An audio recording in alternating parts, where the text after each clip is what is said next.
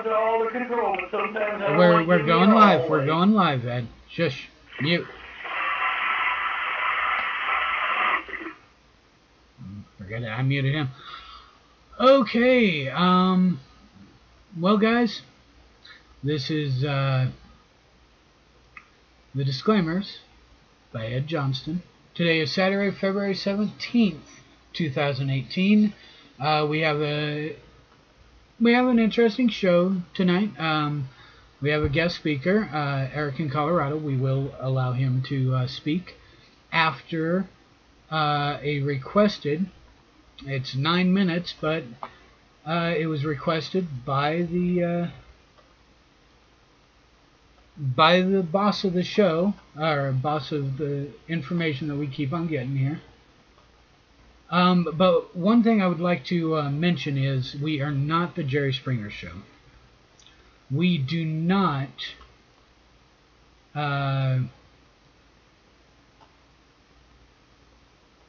allow fighting. We are not lawyers. We are not attorneys. We are not we're not any professional, licensed, bowing our heads to the corporation. We're not any of those. We are living men and women who research, find information, and are wanting to bring that information out to you. We're still learning. So if you find something that doesn't sound right, go research it. Hell, research everything that we tell you. Because if you can find where we might have gone wrong, or we might have got things wrong, we would be grateful to know. But research it fully, not just go to Snopes, because Snopes has already been proven to have falsified many things. In fact, they've even admitted it a few times. So here we go with Ronald Reagan, his inaugural speech. It was been edited from the 45 minutes down to 9 minutes 8 seconds. Enjoy. Stop to think how unique we really are. In the eyes of many in the world, this every 4-year ceremony we accept as normal is nothing less than a miracle. Mr. President, I want our fellow citizens to know how much you did to carry on this tradition. By your gracious cooperation in the transition process, you have shown a watching world that we are a united people, pledged to maintaining a political system which guarantees individual liberty to a greater degree than any other. And I thank you and your people for all your help in maintaining the continuity which is the bulwark of our republic.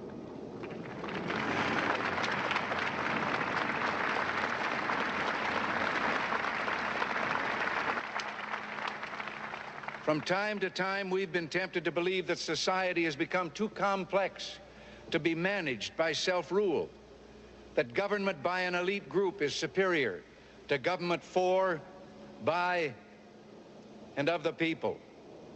Well, if no one among us is capable of governing himself, then who among us has the capacity to govern someone else? So as we begin, let us take inventory. We are a nation that has a government, not the other way around. And this makes us special among the nations of the earth. Our government has no power except that granted it by the people. It is time to check and reverse the growth of government, which shows signs of having grown beyond the consent of the governed. It is my intention to curb the size and influence of the federal establishment and to demand recognition of the distinction between the powers granted to the federal government and those reserved to the states or to the people.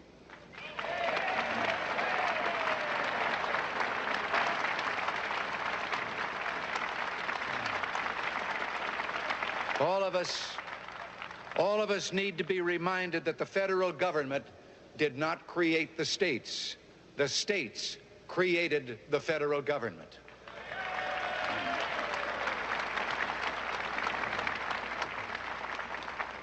Now, so there will be no misunderstanding, it's not my intention to do away with government. It is rather to make it work with us, not over us, to stand by our side, not ride on our back. Government can and must provide opportunity, not smother it, foster productivity, not stifle it. If we look to the answer as to why for so many years we achieved so much, prospered as no other people on earth, it was because here in this land we unleashed the energy and individual genius of man to a greater extent than has ever been done before. Freedom and the dignity of the individual have been more available and assured here than in any other place on earth. The price for this freedom at times has been high, but we have never been unwilling to pay that price. It is no coincidence that our present troubles parallel and are proportionate to the intervention and intrusion in our lives that result from unnecessary and excessive growth of government. It is time for us to realize that we're too great a nation to limit ourselves to small dreams. We're not, as some would have us believe, doomed to an inevitable decline. I do not believe in a fate that will fall on us no matter what we do. I do believe in a fate that will fall on us if we do nothing. So with all the creative energy at our command, let us begin an era of national renewal. Let us renew our determination, our courage, and our strength. And let us renew our faith and our hope. We have every right to dream heroic dreams. Those who say that we're in a time when there are no heroes, they just don't know where to look. On the eve of our struggle for independence, a man who might have been one of the greatest among the founding fathers, Dr. Joseph Warren, president of the Massachusetts Congress, said to his fellow Americans, "Our country is in danger, but not to be despaired of. On you depend the fortunes of America. You are to decide the important question upon which rests the happiness and the liberty of millions yet unborn. Act worthy of yourselves." As for the enemies of freedom, those who are potential adversaries, they will be reminded that peace is the highest aspiration of the American people. We will negotiate for it, sacrifice for it. We will not surrender for it now or ever. Our forbearance should never be misunderstood. Our reluctance for conflict should not be misjudged as a failure of will.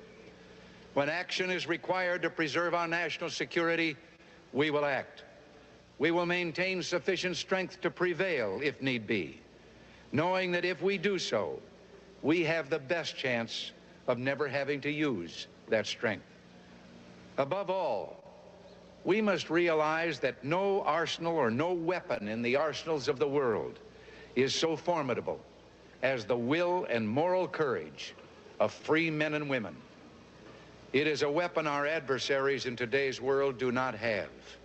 It is a weapon that we as Americans do have. Let that be understood by those who practice terrorism and prey upon their neighbors. Beyond those monuments to heroism is the Potomac River, and on the far shore, the sloping hills of Arlington National Cemetery with its row upon row of simple white markers bearing crosses or stars of David. They add up to only a tiny fraction of the price that has been paid for our freedom. Each one of those markers is a monument to the kind of hero I spoke of earlier. Their lives ended in places called Belleau Wood, the Argonne, Omaha Beach, Salerno, and halfway around the world on Guadalcanal, Tarawa, Pork Chop Hill, the Chosin Reservoir, and in 100 rice paddies and jungles of a place called Vietnam. Under one such marker lies a young man, Martin Treptow, who left his job in a small-town barber shop in 1917 to go to France with the famed Rainbow Division. There on the Western Front, he was killed trying to carry a message between battalions under heavy artillery fire. We're told that on his body was found a diary. On the flyleaf, under the heading, My Pledge, he had written these words: America must win this war. Therefore, I will work, I will save, I will sacrifice, I will endure. I will fight cheerfully and do my utmost as if the issue of the whole struggle depended on me alone. The crisis we're facing today does not require of us the kind of sacrifice that Martin Treptow and so many thousands of others were called upon to make. It does require, however, our best effort and our willingness to believe in ourselves and to believe in our capacity to perform great deeds, to believe that together we can and will resolve the problems which now confront us. And after all, why shouldn't we believe that? We are Americans.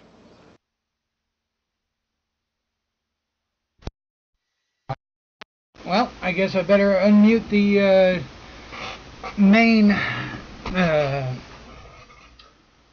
I don't think he can unmute himself after I've muted him. So, Ed, it's your show.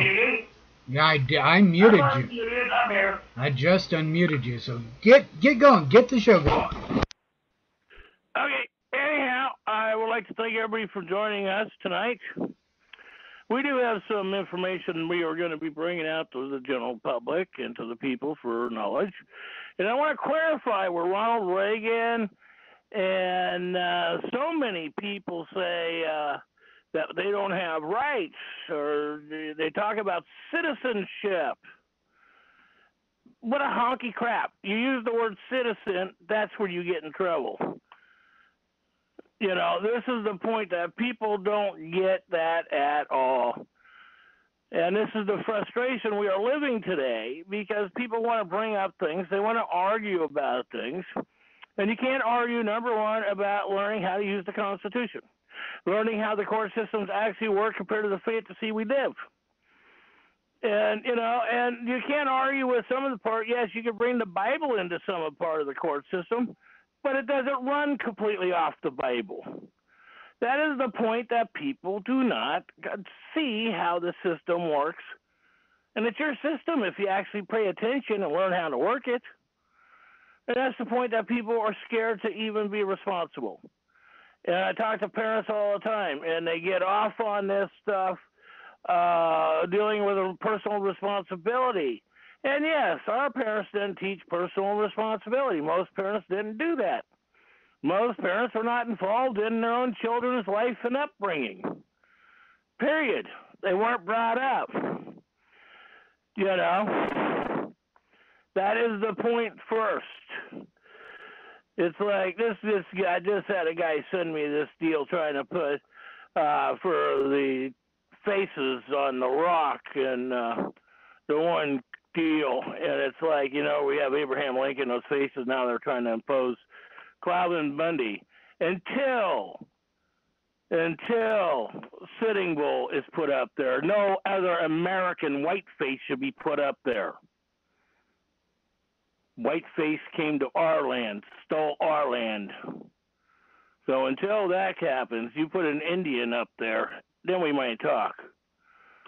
But I get tired of, sorry, I just saw that, somebody sent that to me, and I get very disturbed when it's all about the structure that invaded our territory, raped our women, killed us, and gave chickenpox blankets.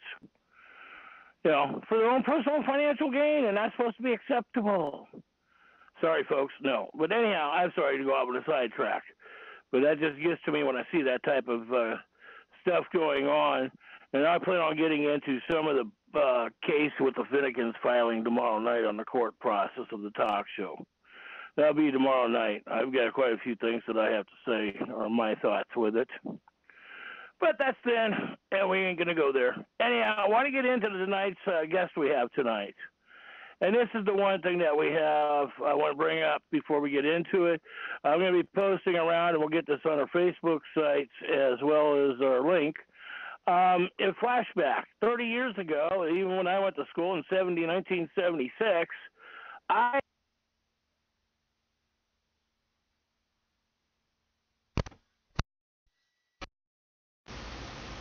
Well, looks like Ed got dropped.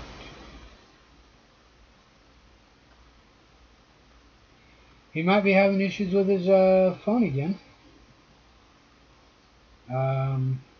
Yep, he did get dropped, so we will, I guess, wait until he gets back in. I am going to, well, guess I better keep you guys entertained until Ed gets back on.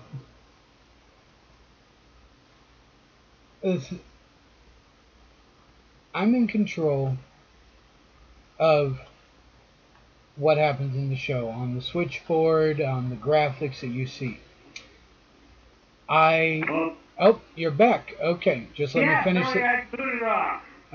Just give me a moment here, quick, Ed, because I had to say something while you were gone, so I had to finish here. I am trying to make sure that everything stays civil. So if you disagree, and you're calling in, and you disagree with someone, bring up your point. Do not interrupt, and let your point be known, and then let the others respond to that point, and don't just keep barreling over people or barreling over the callers, because this, like I said before, this is not the Jerry Springer show. We do not want fights. We want to keep things as living men and women that respect I want to each get other. back to this point that I was starting to get into. I'm going to end where I got cut off because I get so damn tired of like Mount Rushmore and everybody's trying to put more white faces up there instead of native faces. This is native land. This is not foreign land. So we'll leave that the way it is. I will make that response later. But the bottom line comes down to is what we're doing right now is trying to get more and more education on the court system. And remember, your court systems are basically designed and written and structurally set up from the Vatican, from religion. You go in, you can argue religion in the courts, and if you do it correctly, you can get out of it. You could be wise, and we're going to get into that with another point of Constitution way one gentleman does it. And we're going to, hear his point and bring that point to light. And so it's like the other point, we had this so-called shooting in Florida. Now they want to tear down the school like they did Sandy Hook to cover things up. So it does make you wonder what the truth of it is, if that makes sense. It really does make you wonder, know what the truth really is. And it's disturbing because we know that Sandy Hook was even proven by the FBI, and numerous people called for the death certificates, and they didn't have one. And that's been filed and recorded. So that's the point that disturbs me when it comes to people doing this stuff. I watched some of the pictures in that alleged shooting, and it was almost to watch some of the footage, and it was, what I would call bad acting by some. But before we get into our guest, that I'm going to turn the floor over here in a few minutes here on, like I was saying, I was getting into a flashback 30 years ago when guns were in school. And it's not called guns, it's arms. When you use their words, the corporation words, this is what gets you in trouble. The Constitution clearly states arms. It does not say guns. So as soon as you comprehend that, what the guns mean, and what arms means. Then you can sit there and be further along in life. Because, this came up after the shooting dealing with arms in school. I went through hunter safety in San Francisco Bay Area, of all places, in 1976. We had arms in some of our classrooms for hunter safety and for target shooting. We never had a gun shooting in school or accident.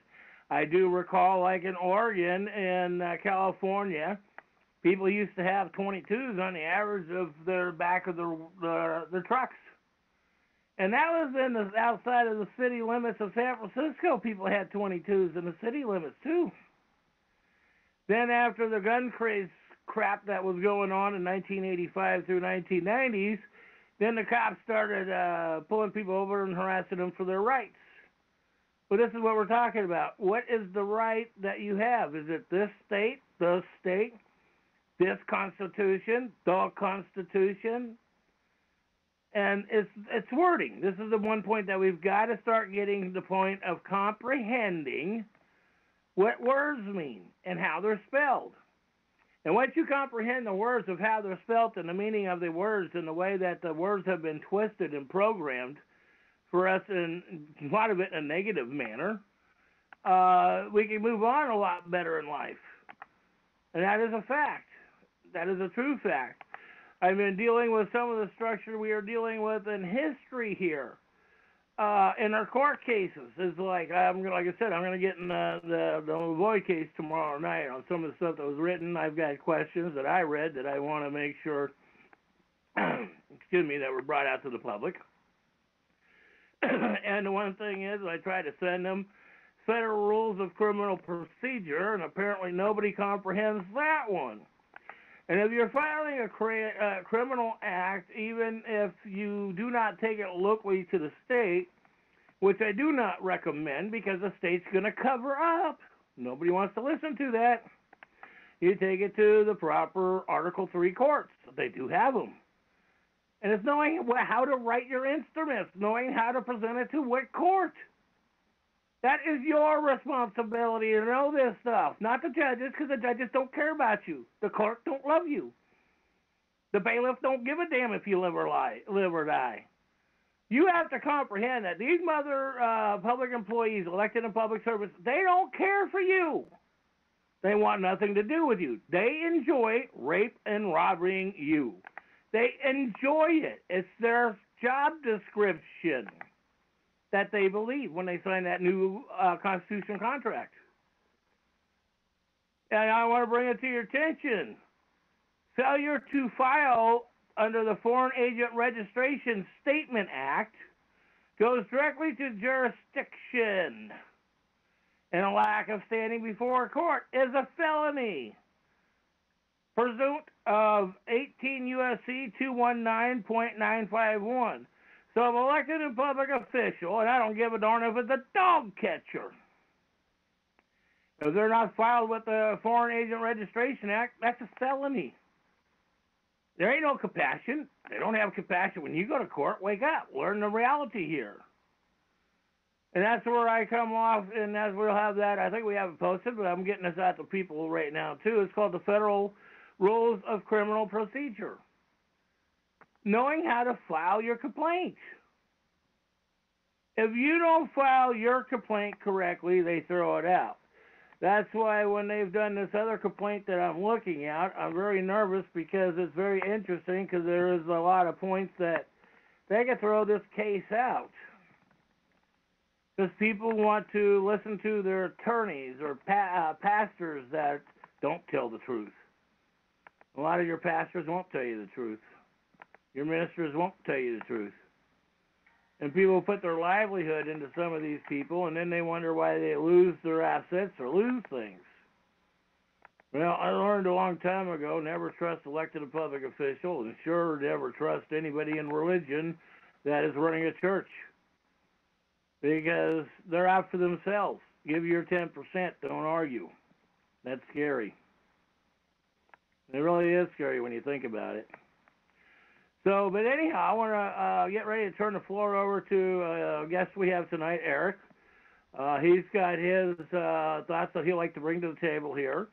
And so we got other people here a few weeks down the road, another couple weeks we're going to be bringing in here. So this way you can see other people's thoughts, other people's minds, how they're looking at filing, how they're bringing certain evidence forward to the general public. And it is interesting with the whole circumstance of this, is knowing how the courts work. And you cannot assume something because everybody knows what assumes means.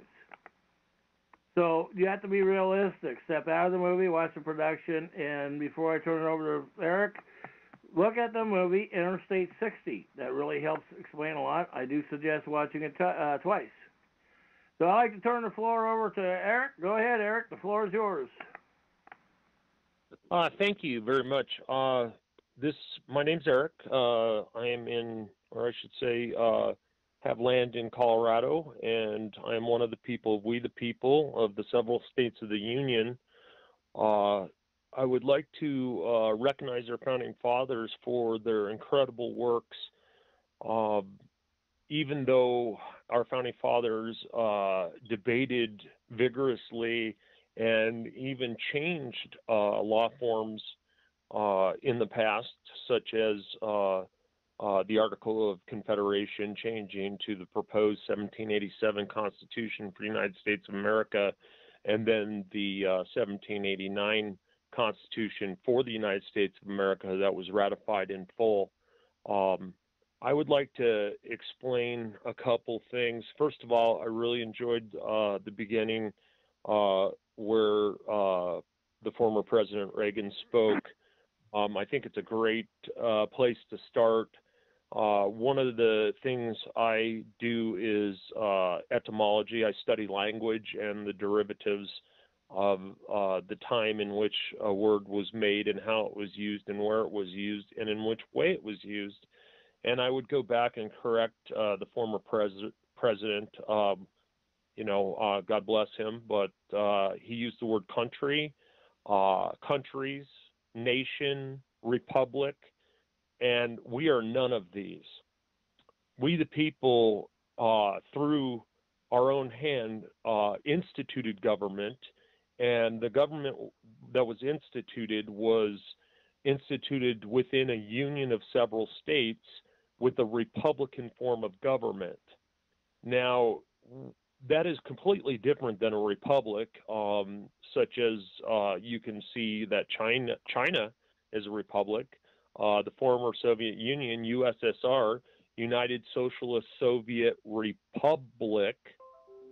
So we are not a republic by law. I am not an attorney. I do not give legal advice, but I can provide the information where this is written, how it was written. And I'd like to start out with a declaration, which is the real declaration that our founding fathers put out to a candid world.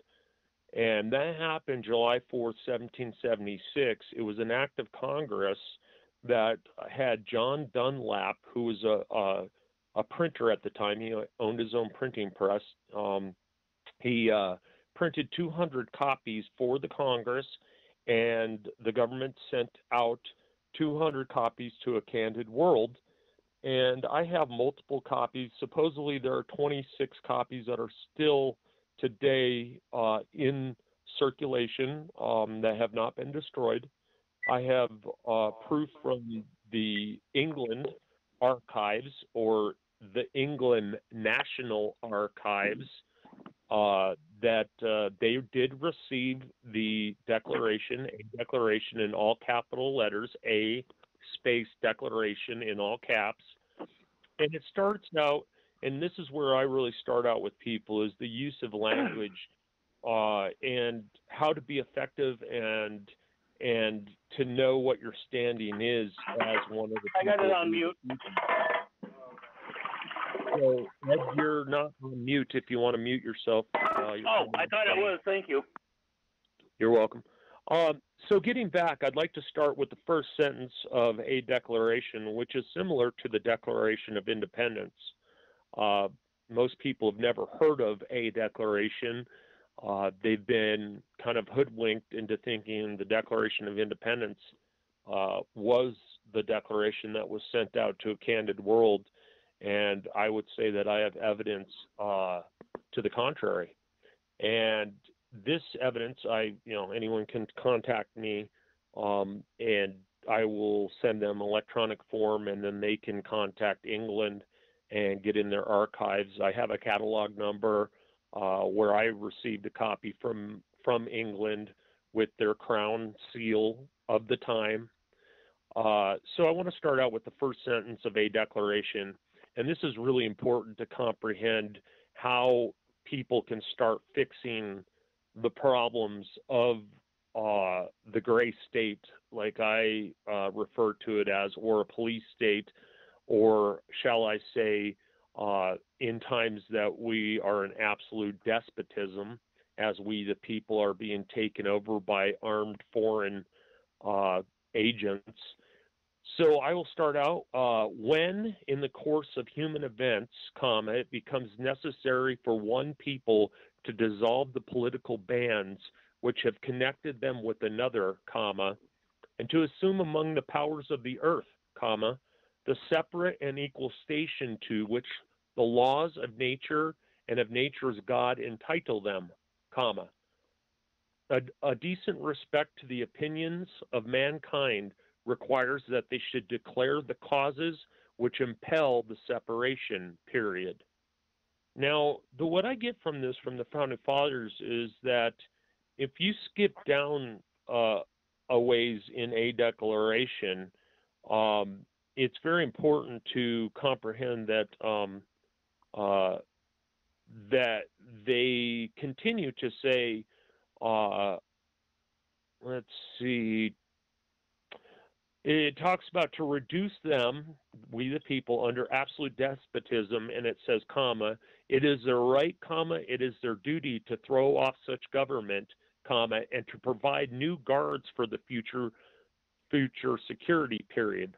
Now, when they're talking about, changing something in government, the first thing they say in a declaration is, when in the course of human events it becomes necessary for people to dissolve their political bands. Well, what does that mean? Well, that means that you cannot fix something that you are a party to.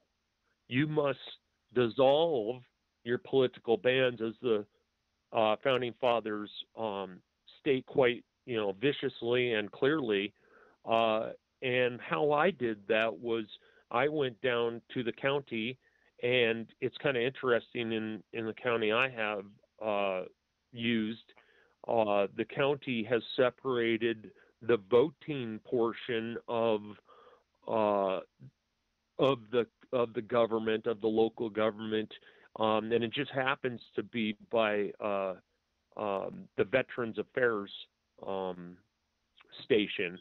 And so you go in there, and I went in there and picked up a form to remove my voting rights. And you can write up a sworn affidavit, and of course be sworn in by the clerk of the court, or someone valid that can swear someone in that that particular law form acknowledges, such as the county law form or state law form.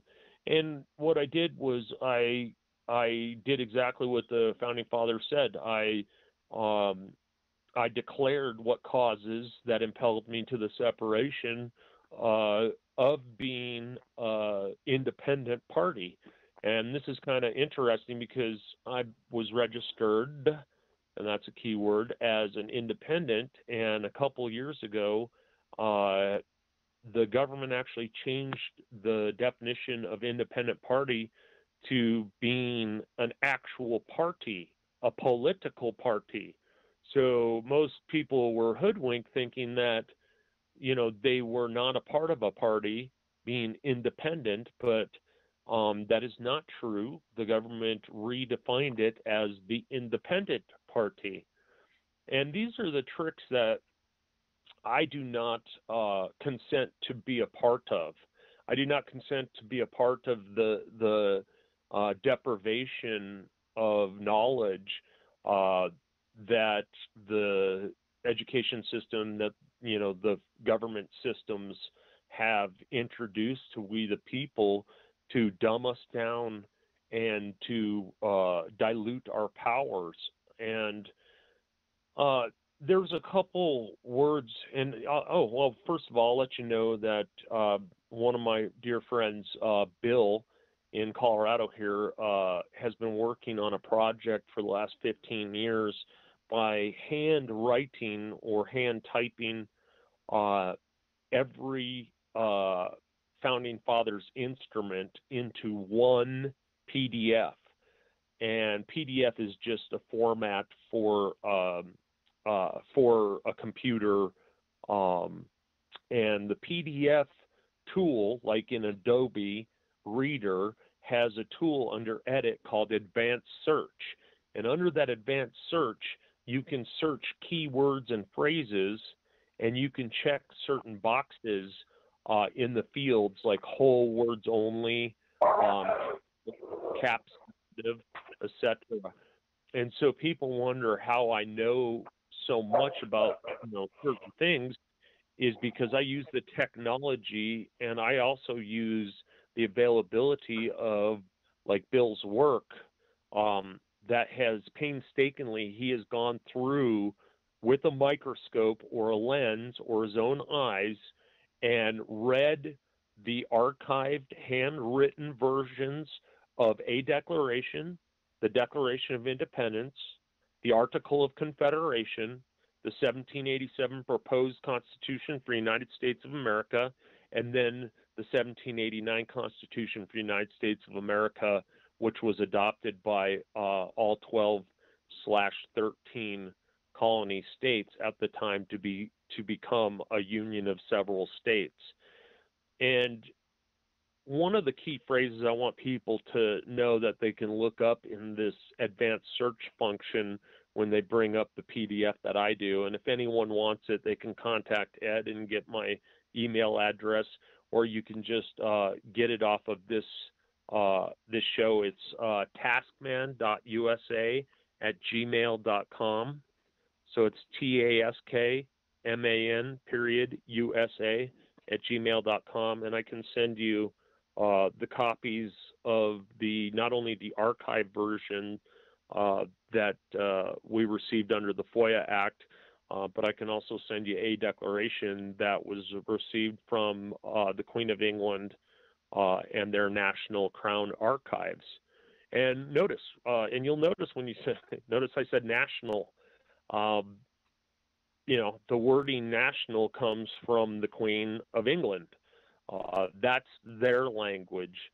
I would like to speak about this because our Founding Fathers, in their presentment of a declaration and then continuing on through the Article of Confederation and then abolishing the Article of Confederation for the replacement of the soon-to-be 1789 Constitution for the United States of America. Now, what I mean by that is that our Founding Fathers put together a system of government called the Article of Confederation, which failed. There were great failures in it. The Founding Fathers knew the failures after putting it into play and changed over from that law form to a constitution.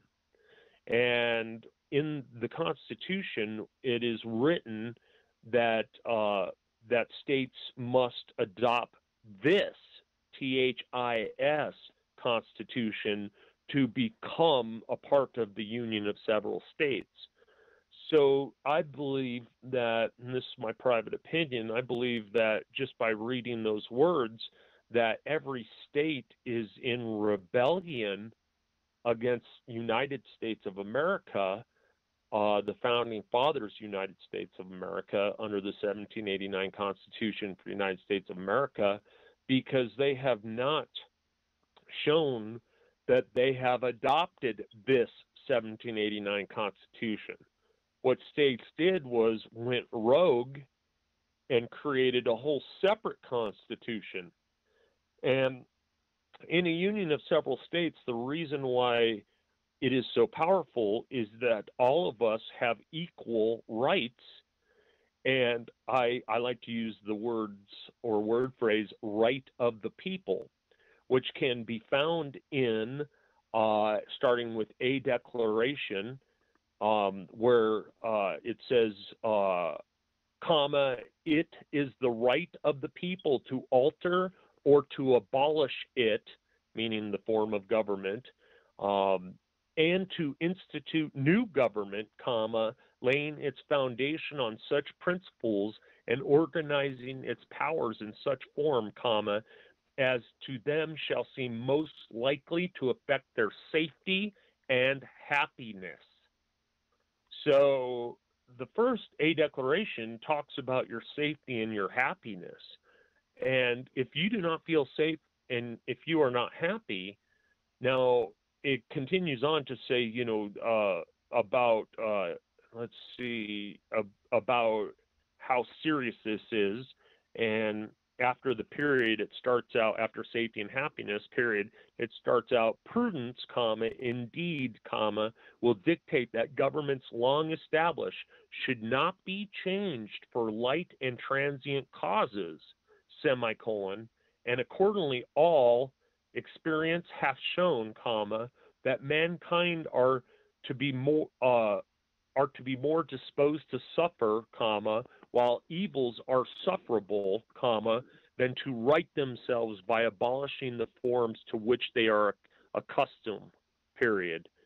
And what this, you know, is again saying to me is that it's just reinforcing that you just don't change government or government form of power unless you are under, say, a gray state or a police state, or what our founding fathers describe as absolute despotism. Now, absolute despotism comes in, and this is really interesting about the founding fathers. Their sentences and language form is different than Old English. And I believe because of its differences and the principle of intellectual properties, that the founding fathers have shown that they have came up with a writing or a writing style or a new language that I call America English, because this is the United States of America, and America English is what I would describe it as, because you cannot just put a suffix or a prefix on a word when you want to and use it in law. Now, you can in fictitious or fiction, you can make up any words. I mean, just look at the Urban Dictionary. But when you ask for something in law, it's very prudent for you to use exact wording, word phrases, and word form, such as our founding fathers capitalized words in the middle of a sentence. And many people would say, my gosh, this is a run-on sentence, because literally the sentence has so many commas, one semicolon, and it's, you know, the size of a paragraph.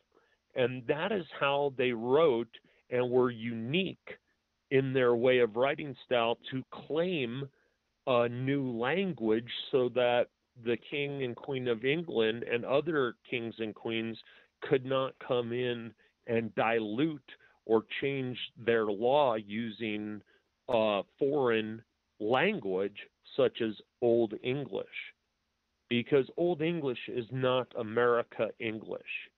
And how I act is by using the founding fathers' language and language forms. I try to speak and stay within the confines of that language form, because when I do, there is no way that someone can find me without standing, because I have applied those words perfectly and in exact form as the founding fathers did. So when I type in Right of the People under the advanced search under Adobe to open up the PDF, I'm using Adobe Reader, and under Edit you can find advanced search or search, and I'm not talking to use the find, because FIND function is different than the advanced search function, because the find does not give you the search capabilities as search or advanced search under Edit, depending on which version of Adobe you have. So the Right of the People also comes up, let's see, on, and by the way, I'm reading from a 202-page instrument of bills that encompasses a declaration, the Article of Confederation, the proposed 1787 Constitution, and the ratified 1789 Constitution for the United States of America. And why Bill put it into one PDF is so that we the people could use these tools to search the language and word or word form or word structure or sentence to find out if those words or that sentence or that phrase came originally from what instrument. Did it come from a declaration? Did it come from the Article of Confederation, which was abandoned, or which is now contrary? Most of it is contrary, notwithstanding, to the ratified 1789 Constitution. So I just go down the list and say, okay, well, we can find this also, and it says, or abridging the freedom of speech, comma, or the press, comma, or the right of the people peacefully to assemble. So as you can tell, this is getting into the Bill of Rights. Now, I'd like to address the Bill of Rights quickly, because the original Bill of Rights actually had 12 bills of rights. And, it is my private opinion, by looking at the evidence that I have, first of all, they dropped 2 of the Bill of Rights, and it is, of course, famously known as the Bill of Rights, or the first 10 amendments. But when you look at the structure of the language of the Bill of Rights, and every bill that I've seen, I've had to pay, or someone has to pay for. So when you look at the Constitution, it says that Congress can only, propose general laws. Now, the word general is a military word. General public, from the use of how our founding fathers use the language, looks to only describe public, or the people who work as servants for we the people in an institution of government. And so therefore I bring to the floor that I would say that the Bill of Rights would be for all people, because Article 4, Section 2, about, if you want to look that up, in the 1789 Constitution for the United States of America, it's very clear that we the people have all the rights and immunities of the several states of the Union. And I would like to, just say that that it's very it's very exact. So if you order eggs over easy, you're going to probably get eggs over easy. Now, if you ask for scrambled eggs, you're going to get scrambled eggs. So what I'm telling the people is, if you use different words or word forms that are not perfect in the founders' words, then what you are is asking a fiction to come up with what they interpret you to want. So what I mean by that is, when people start saying unconstitutional, well, I'd like to challenge anybody to show me in the founders' words where the word constitutional is, where the word republic is, where the word sheriff is, where the word county is. States in the Constitution are divided into voting districts. And getting back to the Bill of Rights, it seems to me that immediately when the Bill of Rights came out, 1791, it seems to me that the rich and embellished population that was in government at the time just gave themselves the rights of the people. Because if you read a declaration and if you read the 1789 Constitution, it already encompasses every possible right the Bill of Rights gives we the people. So therefore, I would ascertain that possibly the workers of the government gave themselves the right to bear arms, gave themselves the right to religion, gave themselves the right to speech. And the reason why I'd say that, gave themselves the right to bear arms. And the reason why is because we the people just came out of a war and we had disarmed the government.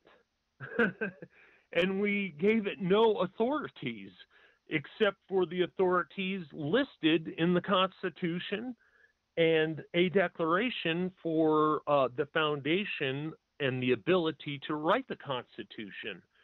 And so I would say that when you look at the Bill of Rights again, now looking at Article 4, of course, you have all the privileges and immunities, so you can claim, the Bill of Rights 1 through 10. It'd be interesting to have people look up and know the other two Bill of Rights that were going to be included that were dismissed and never made it in most history books. But I believe one of them had to do with salary caps, and the other one had to do with districting. But off the top of my head, I can't tell you. So I would submit to you that my belief is that the government officials turned around immediately and gave themselves the right to bear arms and the right to speech and the right to religion and all these rights that we, the people, had set up a government not to have through the separation of powers. And when you start getting, nitty gritty in the wording, in order to become a part of the Union, 3/4 of the states who are in the Union at that time would have to vote yes or in the affirmative for another state to be adopted into the Union of Several States by adopting this Constitution for the United States of America, 1789.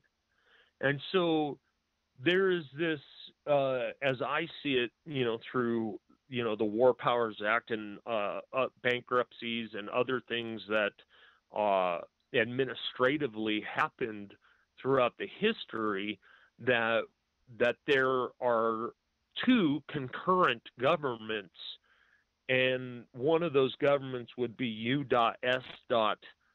Or United States, or the United States of America, which we the people fall under the public trust, which was founded when the 1789 Constitution for the United States of America was ratified. And people need to go back and realize that when they say, oh, I've read the Constitution, and I challenge them and say, okay, from what source? Because when you read a book with a barcode on it, even if it says that this has been reproduced, to the exact word, exact capitalization, exact punctuation, they are lying. And the reason why they're lying is because they couldn't possibly sell us a copy of our own Constitution without changing it so that they could copyright it. So if you look at most forms of constitutions that are out there, they are copywritten and owned by other entities or corporations. And you, the people, one of the people of We the People, or all the people of We the People, and it can be singular, the word people, as our founding fathers use it, you've been hoodwinked, that you're reading a constitution with a barcode on it, meaning that that constitution is not the original 1789 Constitution for the United States of America. And when you read that constitution, the 1789 version, you realize that there is no place in there that allows for anyone or any form or any branch of government to alter the articles in the Constitution. And if you look in your books of the Constitution, you'll see stars next to the articles, and it'll say, was changed at such and such date at the bottom of the page. Well, it only says that Congress can propose general laws. Well, when you look at the use of the word general, you see that it's a military word, and that the general public would describe all the people that work in and for the government to keep the government, the Republican form of government, up and running and functioning. And so what I would say, and you can see this in Article 4, where they describe two citizens. You can see this where they describe different people. When you look up the word people and the right of the people to be secure in their persons, houses, papers, and effects against searches and seizures shall not be violated, and no warrant shall issue but upon probable cause, supported by oath, capital O oath, or affirmation, lowercase a affirmation, and particularly the place to be searched and the persons or things to be seized. So persons is plural here. And when you look at person and persons, you'll realize that there are two different types or classes. There are one class is We the People, and the other class get a paycheck from the government for their services in the government. And so I challenge all listeners to show and prove to me that what I speak of is contrary, notwithstanding, to law, which is under Article 6, Section 2 in the 1789 Constitution. It's a supremacy clause, which states this Constitution is the supreme law of the land. And they meant that. They meant it literally. Shall no opinion of mankind, such as an opinion of a court, be law, because the statement of this shall be the supreme law of the land is the statement which holds true. It is the supreme law of the land. It didn't state in the Constitution that the Supreme Court shall make the supreme law of the land. And in fact, that's considered American jurisprudence, or considered opinions of the court or magistrates or executive or / judicial how do I want to phrase this? Judicial form of government using executive or administrative rules within their judicial branch.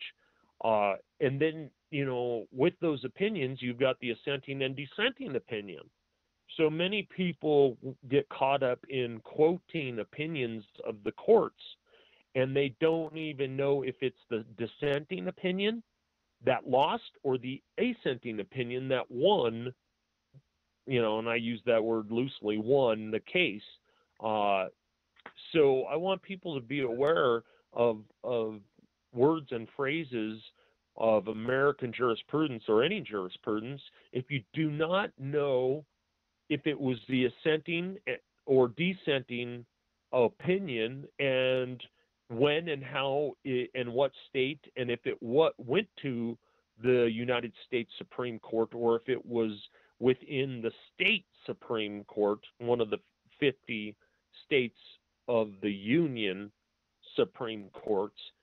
So I offer it up to people, I challenge them to look at the wording of the Founding Fathers' instruments and try to apply those words in the exactness and in the way that our Founding Fathers meant them to be used, where I will click down to right of the people some more on different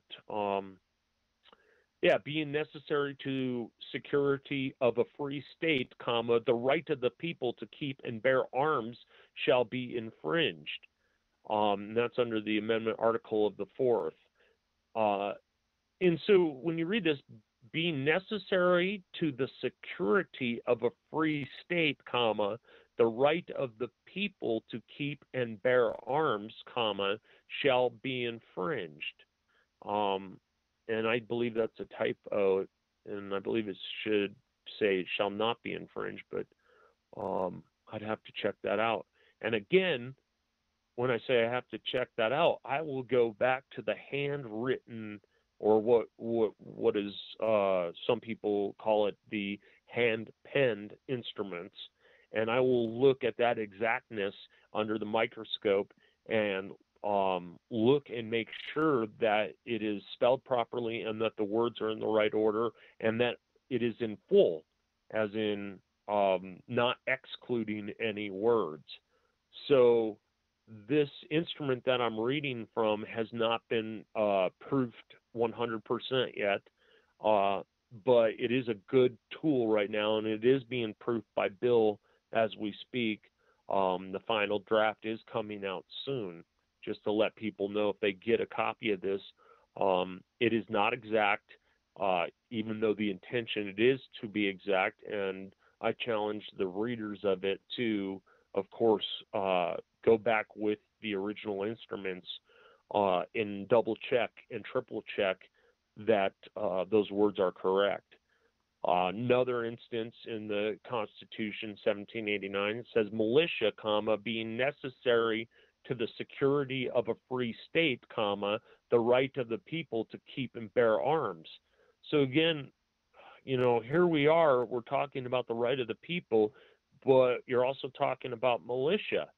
You're also talking about a free state, and where it says free, it's lowercase free with a capital S, state. And then in this point, it says right of the people, which is a lowercase r right, lowercase p people. And on the first instant, I gave you an A declaration where it says, is the right of the people to alter or abolish it. They use the word right with a capital R right and the capital P people. So do know that I use these words as the Founding Fathers used them in context. And this is one of the big deals that I make, is most people I find that speak out of context when they use words that are correct. And then they speak out of their other end, not their mouth, when they start making up words like nation or national. I've never heard the President of the United States give a state of the state address, or the state of the nation address, or the state of a country address. No. It's always been the State of the Union address, as he addresses every state in the Union as Commander-in-Chief and as or President of the United States. And this is how exact you have to be, and I go back to like ordering stuff off the menu. If you ask for something exactly, you're going to get that. And that might not be exactly what you meant, but it's what you said or what you wrote. It's not what you think you said or wrote. It's what you wrote is what you will receive.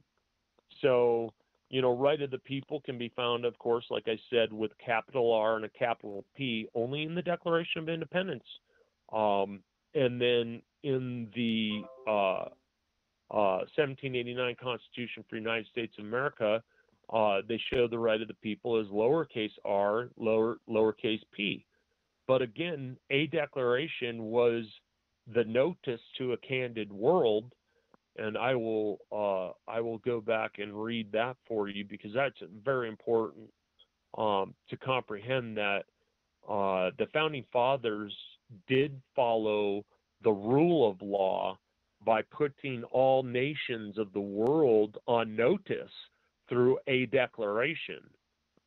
And I don't really ever like to fall out of the founders' law, because it is the principle of our law, we the people's law, from 1776, because of their declaration. As you can see that we the people customarily celebrate July 4th, 1776 as Independence Day, and reason being is because that's when our founding fathers gave notice to a candid world that we were free and we are a free people. And so if you notice that, even customarily, how do I want to say this, the government, de facto government, or the corporate government, United States government, and the government acting for we the people, and acting under the 1789 Constitution for the United States of America, customarily they agree that 1776 we the people became free because of the actions of a declaration. Now, how do we know this? It says at the very getting closer to the end of the first section of a declaration, it ends right before the founding fathers' claims as, let's see, I'll back up. The history of the present King of Great Britain is a history of repeated injuries and usurpations, comma, all having in direct object, capital O object, the establishment, capital E establishment, of an absolute tyranny, capital T tyranny, over these states, capital S states, period. And then they continue on, to prove this, comma, let facts, capital F facts, to be submitted to a candid world, capital W world. Now, the first claim under that is he has refused his assent to laws, capital L laws, capital A assent. The most wholesome, comma, I should say, comma after laws, the most wholesome and necessary for the public good. Now, did they say the general public? No, they said public good. So here I would submit to you in the language use form that public is different than general public. And I would back up and I would, as the technician used the word, he would like to remain civil, I would say I would not want to be civil. Civil's another word, and when you type in the word civil, or you look it up under Black's Law Dictionary, 6th edition with pronunciations, which happens to be the centennial version, the 100-year anniversary of Black's Law from 1891 to 1991, you'd be appalled by how the word civil is used, and you would probably, your intent was not to be into their law form, and your intent was probably to be in the founder's law form. So when I show people a declaration and say, look at this, our founding fathers, their second statement to the King of Great Britain is he has forbidden his governors to pass laws, capital G governors, capital L laws, of immediate and pressing importance, capital I importance, comma, unless suspended in their operation, capital O operation, till his assent, capital A assent, and that's ASSENT, should be obtained, semicolon, and when so, capital S so, suspended, comma, he has utterly neglected to attend to them. And so what I would say is, as I have done, is I have made an appendage to a declaration, my declaration. And what I mean by that is I have used the Founding Fathers instrument and made an appendage to the instrument because I never would want to fall out of the Founding Fathers law form. But I also would like to describe the infractions that instead of using the King of Great Britain, I would say government forms, municipalities, federal government, state governments, county governments, and then I would assert, just like it says in a declaration in the very first sentence, that, and I will repeat this again, that respect to the opinions of mankind requires that they should declare the causes which impelled them to the separation. Now, notice they're talking about respect to the opinions of capital M mankind, as in mankind being all people of the world, and including women, including men, including kings, queens, serfs. It is to all people. And so it's really important to know a declaration in and out and comprehend how it can teach you how our founding fathers logistically handled such huge governments such as Great Britain, and France and other governments out there. And our founding fathers saw fit that 200 copies was enough to cover all the major or all the government forms in the world, all nations. Now, again, nation, we are not. As you can see that that the native, what people call the native people, have considered themselves Indian nations, and that they are reserved under the word reservations under Black's Law Dictionary, 6th edition, Centennial version with pronunciations. And when you look at that and you comprehend how the native people or Indians were treated and were sought, it was under a war doctrine. And so when you go back to the Constitution, when in war, our president takes an oath that is very special because he serves two different positions as commander-in-chief and as the president of the United States of America with the 1789 Constitution for the United States of America. Now, such as Abraham Lincoln did when he wrote the Emancipation Proclamation, which seized all chattel. Now, the chattel he was speaking of were black men and women. And he commanded the army to seize the Negroes for information and possibly their use to physically fight the war against the South. And so by no means is the Emancipation Proclamation allow the freedom of a black man or a slave. And it is very clear in that writing that the Emancipation Proclamation was a war doctrine. So anything that happens in war is completely differently. It's differently, I back up, it's different in all aspects, because in war, the writ of habeas corpus or writs of habeas corpus or habeas corpus was and can be suspended for particular reasons.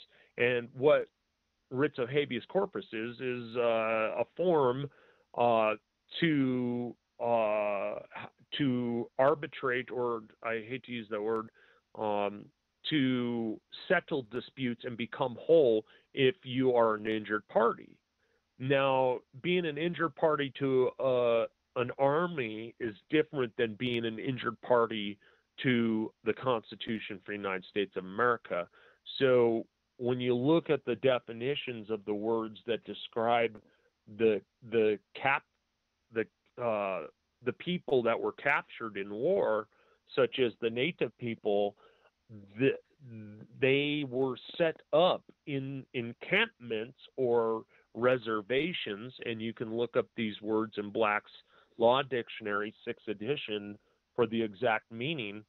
But pretty much the government had to put these POWs, prisoners of war, somewhere and let them live out their lives.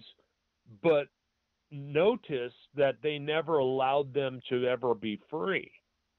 So their sentence was indefinite, and their sentence was onto their sons and daughters also, born into the encampment or the reservation. And so when you read their terms and conditions, when you read about what Sitting Bull did and, the Trail of Tears and the exactness of that, is that this was a military movement on territories. And when you get into law and start looking at what a territory is and who has jurisdiction over territories, it's very clear that the Army can act with great discretion. I mean, immense discretion. And a lot of people want to bring those actions into civil action or an action under the Constitution, which doesn't fit war doctrines or the declaration of war, because once we've declared war upon a nation or multiple nations, such as what people call Native people or Native Americans, do notice that this was in a war. Do notice that all Indians / Native people were taken into custody by the Army. So they are prisoners of war and do not have the same rights as other people would. And through their custom, they have been at war with each other for many, many, many, many years, and their customary proceedings and dances had a lot to do with war. And the Native people knew what war was, as they declared war on other nations that claimed to be how I guess the best word would be native to this land or of the land. But how could you have all these factions of Native Americans saying that, no, this is my land, no, this is my land, no, this is my land? Well, who came first, really? Well, we have so much scientific evidence now that is proving that there were other people in the Americas other than the Native American people and their bloodlines. There were other people here. There are publications that you can read about tracing the mitochondria of the RNA of females, which is a little more specific than the DNA markers that scientists use to classify people and animals, etc., at a more coarse level or not as focused or exact level as the RNA produces in a woman or a female species. So I'd like to just, emphasize again that if people would start with the beginning of We the People, you can find it as a declaration. And you can find it as the Declaration of Independence. And what I mean by that is they are two different instruments. And I privately think that the Declaration of Independence was just kind of a photo op of our founding fathers signing and having, photos or portraits done of them. Because when you read a declaration, as I will continue, and this is just amazing, when you get a copy of a declaration and you read it verbatim or perbatim, notice V and P, and they're totally two different words, but let's see, at the end of a declaration, it says, and this is one of the another things in history that I get a kick out of, at the end it says, signed by order and in behalf of Congress. Now, signed is capitalized S, orders capital ORDER, all caps, and in are lower caps. Behalf is all caps, of the Congress, all caps, comma, John Hancock, all caps, comma, President, all caps, period. And then it says attest, dot, Charles Thompson, comma, Secretary, comma, Philadelphia, printed by John Dunlap. So the Congress was authorized by President Hancock to not only have 200 copies printed, but to have them distributed to a candid world, as they stated right before their claims. And this is a very, very powerful sentence here. I'll scroll up. So important to know this foundation work. And as it says, to prove this, and they're talking about all having in direct object the establishment of an absolute tyranny over these states, period. To prove this, comma, let capital F facts be submitted to a candid world. So founding fathers let 200 copies of a declaration to be submitted to a candid world. And it's incredible when they start listing off the grievances that they have against Great Britain, the King and Great Britain, such as just arbitrarily scrolling. He is kept among us, comma, in times, capital T times, of capital P peace, comma, standing armies without consent, capital A armies, capital S standing, without the consent, capital C consent, of our legislatures. So, again, when you read the Constitution, you realize that we cannot keep a standing army for more than 2 years after the war has ended, so that we do not act or to be perceived as a threat to other countries and other nations. And I use that word other little loosely, as we are a union of several states. And if you notice, in recent time, you'll notice that the European Union was created.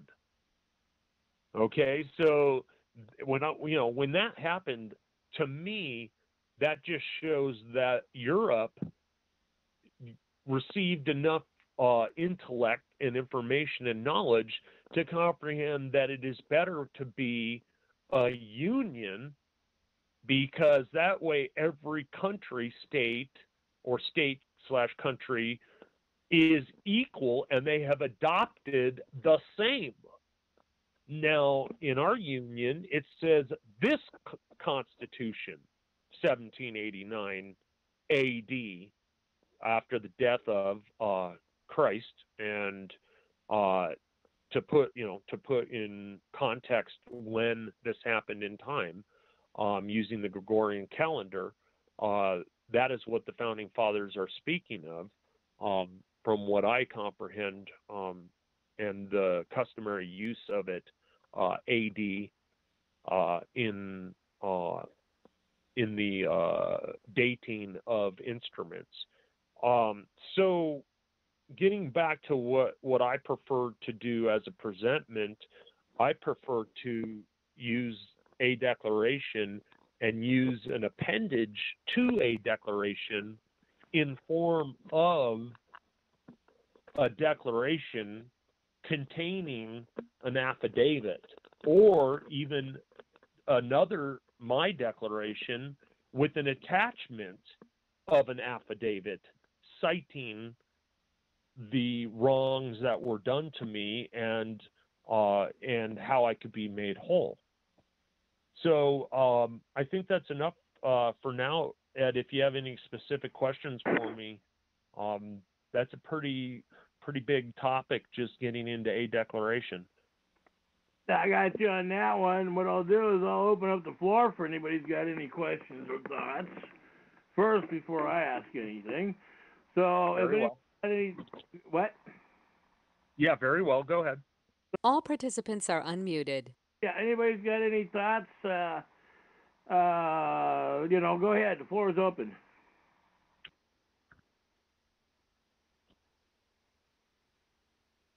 So I guess it really overwhelmed people. Okay. Well, a lot of this does. Go ahead. Go ahead. I'm going to speak. Go ahead. The floor is yours. Yeah, Eric. When you go to court and it says State of Colorado versus Eric so-and-so, what do you do with the court heading? How do you straighten the court out on the jurisdiction? Well, that's a great question. First of all, if you contact your state Secretary of State's office, you can write them a letter demanding that they produce evidence that we, the people of the state of Colorado, exist in an LLC form, in an Inc. form, in a trust form, in any form. Are they registered? And I have a copy a response from the Secretary of State from Colorado saying that we, the people of the state of Colorado, does not exist. And so I have called upon the prosecuting attorney to present to me, as I would call my first witness, one of the people of the state of Colorado. And I also demand that they show the consent, which is the most people know it as what's the proper wording? Power of attorney. So I would demand that they produce the power of attorney for each and every people of we the people that gave the prosecuting attorney the authority to act on their behalf, and that I have not consented, and I know that I've never consented for them to represent me, as I am one of the people of we the people of the several states of the union. So immediately you have a prosecuting attorney who cannot show, or that shows that they are representing something that the Secretary of State's office says does not exist and is not registered and is not filed in the Secretary of State's office. Period. No, all right, let him respond back, Eric. You bet.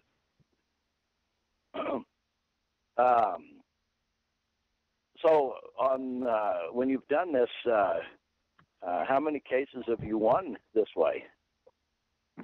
Well, of course they're going to throw you through a kangaroo court. I do have Eric versus State of Colorado. I do have jurisprudence in federal court here in Colorado, in federal court in Florida for some of my patent work. Because I am an intellectual artist, I do have patents, and so I have right now I've got a case in the Supreme Court and the International Trade Court, but I did win a case against a judge a few years back. I think I don't even know the exact date, but it's easily obtainable, because what happened, the judge charged me $80.25 per hour per person for people that were waiting to testify for or against me. And as I stated so many jurisprudence cases that was contrary, notwithstanding to the Colorado Revised Statutes or the Constitution, and that it was a civil duty or a civic duty to be a juror, and they are not to be paid, or to be a witness, and they're not to be paid a salary. They're to be paid a stipend or an exactness described in law. And the reason why judges do that is because when you go to the appellate state, or I should say an appellate response, you have to post your bond in full. Meaning that if you have a $100,000 bond, you have to bring in $100,000 cash or certified funds. You cannot go through a third-party agent such as a bondsman. So most people can't afford to go through the appellate process because they can't afford to post their bond. Otherwise, they wait in a cold prison cell waiting for the appellate court to hear their case, which is usually several years. And in my case, it was several years. Now, I won one of them, lost two of them. How many cases have you won? And that's what I said. So I won one of them and lost two of them, and put those two, I wrote my own writ of habeas corpus and writ of certiorari, and went into the United States Supreme Court and to the International Trade Court. And the reason why I went into the International Trade Court is because of the assured bonds and the bonds that they used to enslave me and to hurt me, because I was, how do you want to say this? I'm still in the due process of law. Therefore, the conviction does not hold until the appellate court or the highest court finally says I'm convicted. So therefore, I'm kind of in a gray area, but I should be treated as a people that is innocent because it's under appeal. So it's almost like it didn't happen, but it's still on a record that yes, there was an arrest made, et cetera, et cetera. And, you know, the reason why they came after me is because I took video of workers, of government workers working unsafely, and it jeopardizing not only their safety, but the safety and happiness of we the people. And so they brought the SWAT team in and took me right off the sidewalk. Literally off the sidewalk in bright daylight. Now, the only witness was, I believe, murdered. He was found dead, and even the news article was chastised by readers, saying how biased the Coloradoan, which is the name of the newspaper here locally, how biased they were against the man that witnessed. His name was Jack Frost, and anyone can Google Jack Frost suicide, Fort Collins, Colorado, and you'll realize that where this man died, I mean, there's so many cameras in this town. How could he possibly have killed himself without having a video of it? Well, people know in this town that peace officers have been investigated for deaths, and one of their favorite way of killing people is the train tracks. And they called them a transient. And I believe an article came out later on in the opinion section, or responding to opinion section of the Coloradoan, stating that his toxicology came back clean, So I don't believe Jack Frost was under the influence Mute of the anything. background noise. Yeah, if you could mute that background. So I don't believe Jack Frost, was suicidal. I have his interview on recording of him being interviewed after the fact of my arrest, and he literally says, I did nothing wrong, and all these policemen came in with their automatic guns and pointed them at my head and screamed at me, and then took me on a joyride. I call it a death ride, where they take you out north, and they don't take you directly to a detention facility. They take you on a joyride with the windows up, and they pretty much make you feel that you're going to be put to death, and they've got a hole already dug for you. And so I was taken on a death ride, and then eventually returned to a detention center where I made bail. And it's interesting because the judge that set my bail held up my traffic offenses and said, "You want to put this man for what? For how much? He has done nothing but serve his country, and speeding and defective vehicle. He has no record. What would why would you want such an exorbitant amount on his bond?" And the judge refused to give the prosecuting attorney the bond that they asked for because I had zero offenses against me. So that case is still being held in process in those two cases, interfering in government operations, and something else is still in the Supreme Court, waiting for the Supreme Court and waiting for the International Trade Court to respond. And honestly, I don't believe they will in my lifetime respond to it, because I use Founders Law, and that is the principle. We, the people, are the principle. God is the principle. Nature's God is the principle. Nature's law is the principle. We, the people, are the principle of government. We instituted government. Government did not institute we, the people. So my arguments are very sound arguments, and they can even be backed up in, say, in the United States Code, Title 18, 241, and 242. I believe 241 is conspiracy to deprive rights, and then United States Code Title 18, 242 is deprivation of rights under color of law.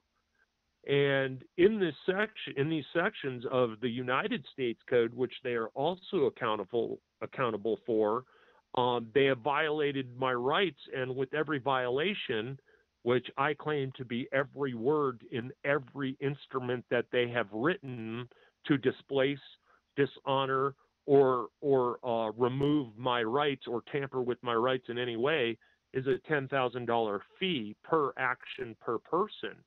So I claim to them that every word, every period, every comma is an act in singularity in the whole, and I claim that every word or punctuation is a $10,000 fine under that USC code, Title 18, 241 and 242, and you can bring that up. And I use, if most people want to Google law, I use capital C Cornell, and then space law with a capital L law, space, and then you can put USC Title 18 241, and Cornell Law is a great place to take a look at or observe the codes and titles of the codes. Did that answer your question? Yeah, I guess it kind of sort of does. I was hoping that you were using all this constitutional law that you were mentioning earlier, and just dropping that on them right off the bat and challenging their jurisdiction. Well, I of course challenge their jurisdiction. Well, I of course challenge the subject matter, and that I am the beneficiary lowercase my name is the beneficiary of the uppercase name that they describe, and I am on special appearance as the beneficiary of that uppercase name, because that uppercase name has many bonds that are worth millions of dollars, like, you know, in the CUSIP, if you're familiar with CUSIPs and bonds under the CUSIP numbers, CUSIP or CUSP, no, CUSIP. CUSIP. It's CUSIP. Yeah, so if you're familiar with the CUSIP number, then you're familiar with the bonds, and this is why I wrote a writ of certiorari to the International Trade Court, showing how they financially attacked me to subrogate my rights, and how they used money and monetary status, or what I say religious status, because in my religion, it is against my religion for them to act against my rights described in the Constitution and a declaration. And of course, you know, at that point, the judge goes nuts. I have a tendency to always say order in the court. I believe from all the study I've done, if you don't say order in the court, then you are found in contempt of court. And I've never been found in contempt of court. And I've stood up, said order in the court, demanded that the court identifies the bailiff, because the bailiff is supposed to keep order in the court, and they are specially trained to keep not only the judiciary function, but the executive function under order. And the executive function are the police officers that come in with people that are in custody, or the peace officers that come in to testify. The bailiff is responsible to keep order. And when the court can't give me a bailiff, then I start, you know, charging officials with treason, dereliction of duty, et cetera, and I have the clerk, or the person who is taking the record of the court, I make sure I speak to them directly, accusing with multiple, and then of course I ask if anyone else in the court, or in the well of the court, or in any portion of the courtroom geographically has witnessed treason also. And as soon as I get a second person to stand, then I charge them with treason, dereliction of duty, warring against the Constitution, warring against the people, you know, and then I arrest them. Now, that does not mean I put handcuffs on them. That means that I write up a sworn affidavit in support of a warrantless arrest for their arrest, for their grievance, for my grievances that they acted upon me. And, you know, have you been successful with that? Yes. Where you can look up Ryan. You can look up Officer Ryan Berg, who just happened to retire early. He was a sheriff's deputy for Larimer County Sheriff's Department, and he assaulted a man that also stood up and recognized there was treason in the court, and he assaulted that man, and with 20-some affidavits turned in to the Secretary of State's office and the local authorities, he did end up resigning early, and is now, I believe, teaching gun safety in Wellington, Colorado. But you could Google him and find out. Yeah, so we the people have had success in removing these people. You know, removing judges. We've had one judge removed because a lady, and I won't name, but she was assaulted or inappropriately touched by a judge, had the courage to come forward because of court watchers, and brought forth charges and allegations against the judge, and he was dismissed. And in the newspaper, it of course says, because of the way he acted against an employee, sexually or inappropriately, however it was worded. But do know it's the presence of we the people in that courtroom that gave that gal or that man the knowledge that we the people are there for them for due process of law, that they can come forward and turn in these judges for breaking the law and being and acting under the color of law against them in any way, subrogating their rights or diminishing their rights secured by the 1789 Constitution for the United States of America.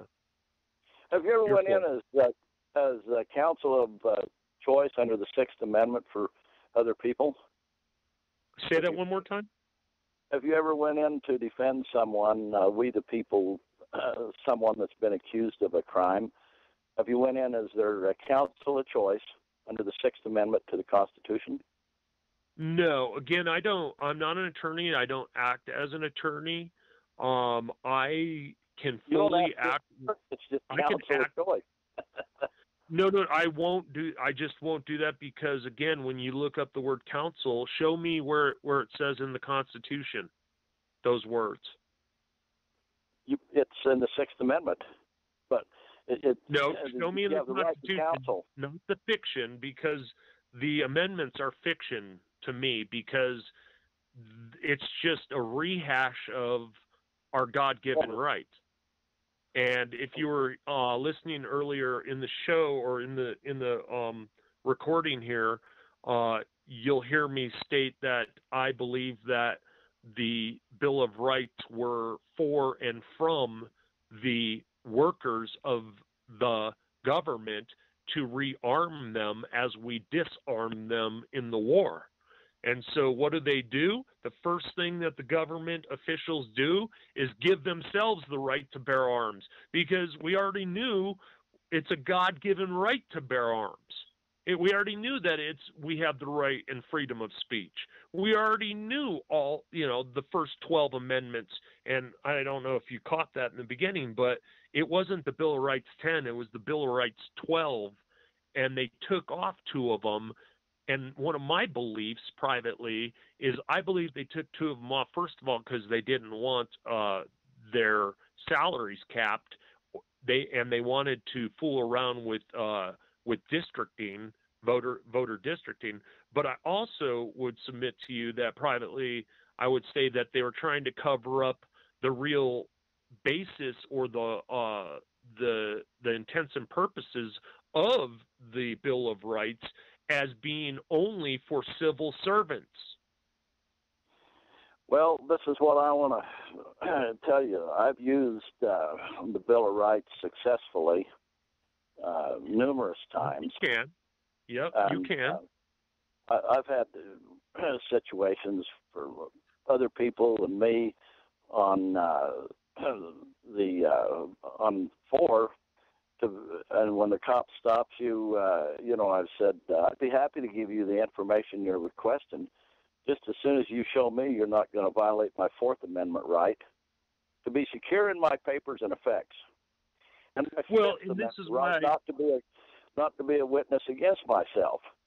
And this is why I started out with the phrase "right of the people," because when you take "right of the people" and you compare that phrase through our founding fathers' instruments, you will find exactly, and there are 10 instances in all 4 instruments of our founding fathers. There are 10 instances of right of the people, and I read off at least Eric, 6 let of him them. finish what he was saying. I didn't hear what you said, Ed. I said, well, we were putting the floor back over to you to let you finish what you were saying. Yeah, go ahead. Well, I was just saying that I have successfully been counsel of choice for people, walked in the courtroom or in the sheriff's office, and maybe somebody has been arrested and they've contacted me, and I go in as counsel of choice. And the sheriff, I might want to talk to the party, and they say, "Are you an attorney?" And I say, "No, I'm his counsel of choice under the Sixth Amendment." "Are you denying this man due process of law?" and pretty soon I've got the sheriff or the head jailer, and I'm talking to the man I wanted to talk to very quickly because it's a denial of due process of law if they won't let the counsel of choice talk to the prisoner. and I get my paper signed, and away I go. And then I go to court, and I serve the frickin' judge, and if the judge doesn't do the right thing, and one time I had the U.S. Marshal come in the courtroom to arrest the most powerful judge in the state of Oregon. And Esquire flew over from... I comprehend you, but again, I say that you are using fictitious words of their fiction and law form, and I try to stay out of their law form as much as possible. So I do the same thing as you do, but I do it as one of the people of We the People as witness. And you can't, I can speak to anybody. I have the right to speak to anybody if they choose it. And so I don't declare myself a counsel. I don't declare, I mean, I've messed around with next of friend, you know, when I've had problems speaking to people. Habeas corpus. Say again? Under habeas corpus, you can file it. Correct. That's the friend. Habeas corpus goes habeas corpus cum causam. Habeas corpus cum causam. Bring the injured party forward with the cause. Bingo. Yep. Who's the injured party? And give me proof of the injury. Correct. But again, I don't fall out of Founders Law. And you are falling out of Founders Law, which opens up a can of worms into their law form, which can be found in, you know, Black's Law Dictionary or Bovier's, Black's being the state's dictionary and Bovier's being the federal dictionary.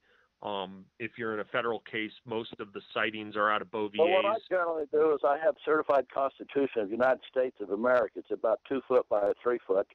It's all handwritten of the 1789 Constitution, and sometimes I just slip that in there and a copy of it. Are you going to process this case under this original contract agreement, or are you going to commit treason? Correct, and that's what I do is I submit that, and then I submit a handwritten one because it's very difficult to read and discern the S's and F's. If you look at the original one is handwritten. Yes, correct. And it is. I have a digital copy of it also, and a printed copy of it. And if you notice, there's a word choose, C-H-U-S-E. And most people, they don't use the word C-H-U-S-E because that's the proper choose and not C-H-O-O-S-E, which is Old English language.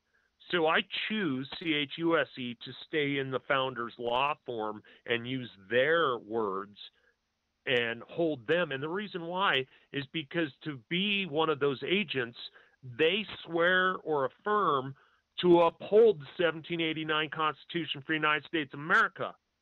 That's right. That's their number one. So you hold them to their oath of office. That's right. Period. And that oath is the Constitution for the United States of America of 1789. It is nothing else. It is not the rewritten articles because, as you know, the articles were changed.